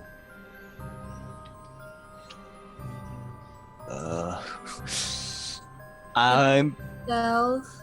Yeah, Celia, you can do your roguey thing and go stealth and sort of scout ahead a little bit after Luck has pointed the way. Roll me a stealth check. Yeah, I'm not stealthing, so. Yeah. Advantage 32. With a 32, you see Celia disappear sort of into the brush in the woods and the sort of the gloom, as this is right at the edge of where the corruption is. This sort of ring of corruption that surrounds things. Do we have to cross a stream, get to the point, and then go beyond to where the evil is? You're already, yeah, you sort of were at the center of the stream, sort of on this island in the middle of the streams. Islands in the, sorry. And then, Luck basically, it's sort of like where a ford is, in the stream where there's an island in the middle. Okay. Luck basically tromped straight across and started heading beside Celia ahead of him. So, you are sort of on an island in the middle of the stream. Luck and Celia have started marching into the gloom that would go toward, away from the town towards the corruption.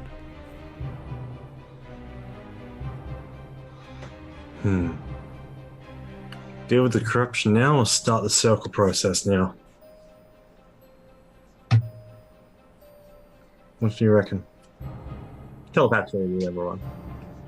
I think we're already going straight ahead to dealing with the there. I mean, the construction can be completed whenever. Yeah, that's fair. Alright. Goes over to a silvered longsword from Lyle. Take your silver longsword. Axel, anything you're doing? He's just gonna try and stealth as well. Okay, roll me a stealth check. Oh, you did, 22.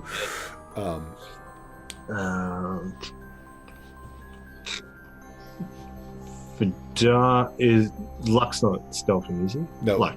It's just marching? Yep. I'm going to march alongside with Luck, and I'm going to have Moonbeam prepared. Okay.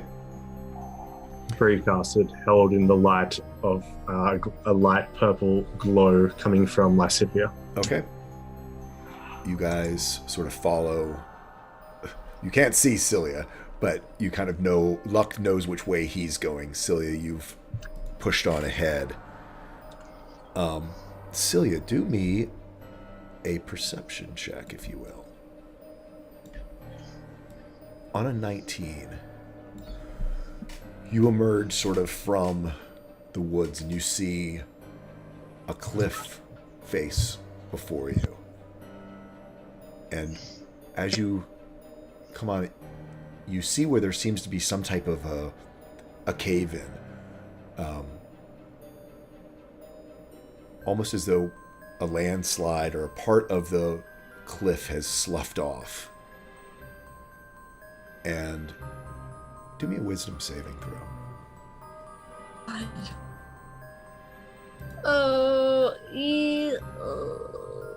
On a 6, you are just sort of locked there, dumbfounded by what you see.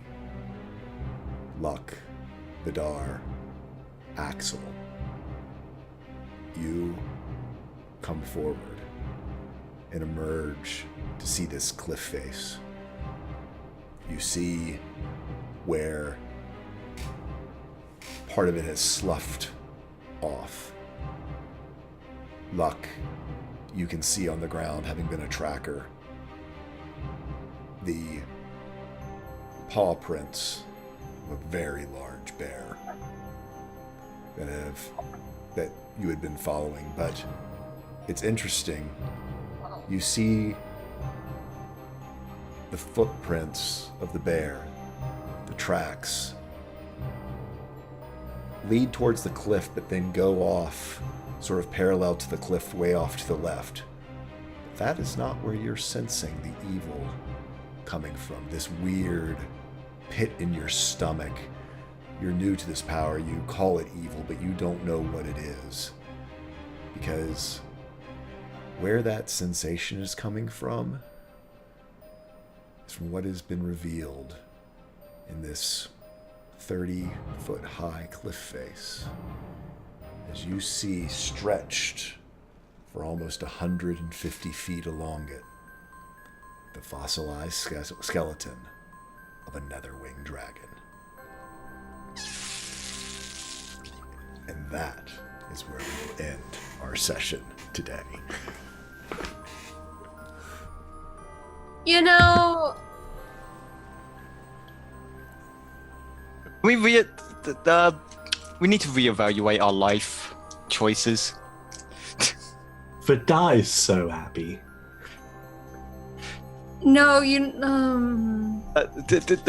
something's hitting Tree's head, but not Celia's head, and I don't like it.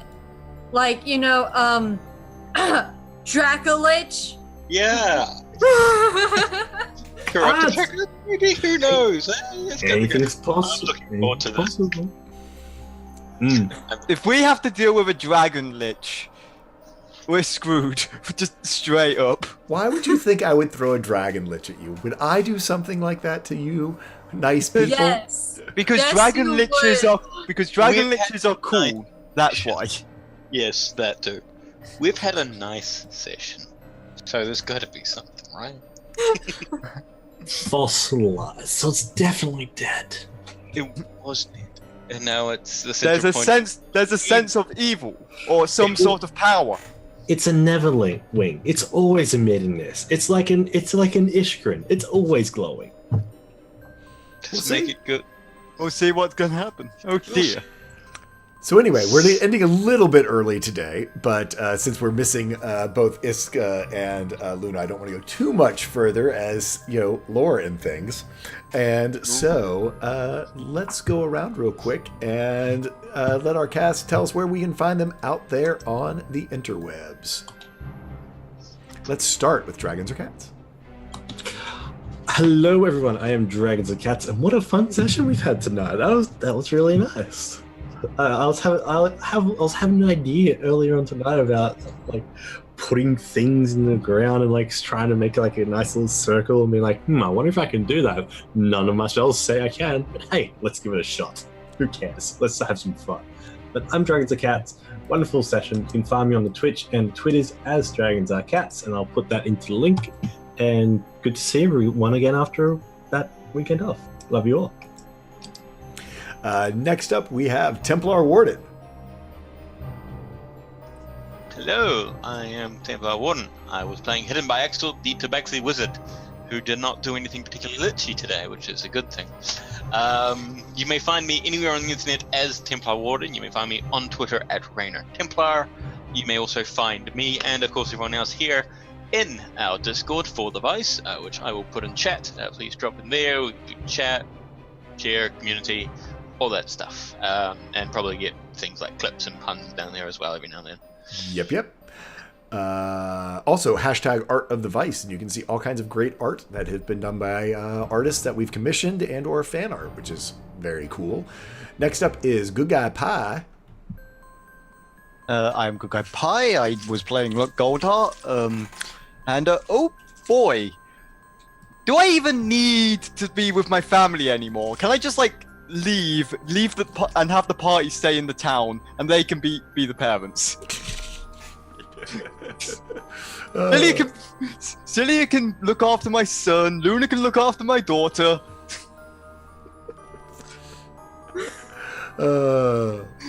I'm sitting here, so I'm a little salty, considering I got roasted most of this session. Hey, that's what family does. It's because they love you. But yes, it was very fun. Oh boy, big ol', Neverwings. They just show up at the least convenient time. You can find me on Good Guy Pie at pretty much anywhere, and Too Good To Guy on the Twitters. Awesome. Last but not least, Tree Huggin' Druid. Hello. So you can go find me on Twitter. I don't really tweet things, but I retweet when things are happening. So if you want to know if things are happening, follow me.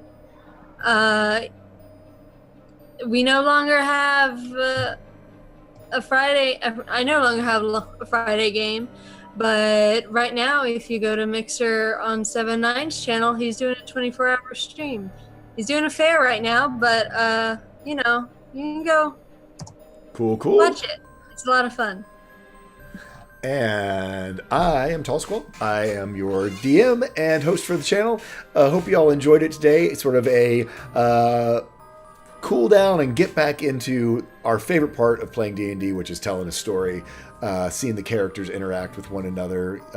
I hope you all enjoyed it. I know I certainly had a lot of fun doing, sort of regrounding myself in this group after we've had pretty much a dozen sessions of non-stop combat and action as we went through the last couple big arc finishes. But it is episode 101 and sort of a whole new era for us. So hope you all enjoyed it.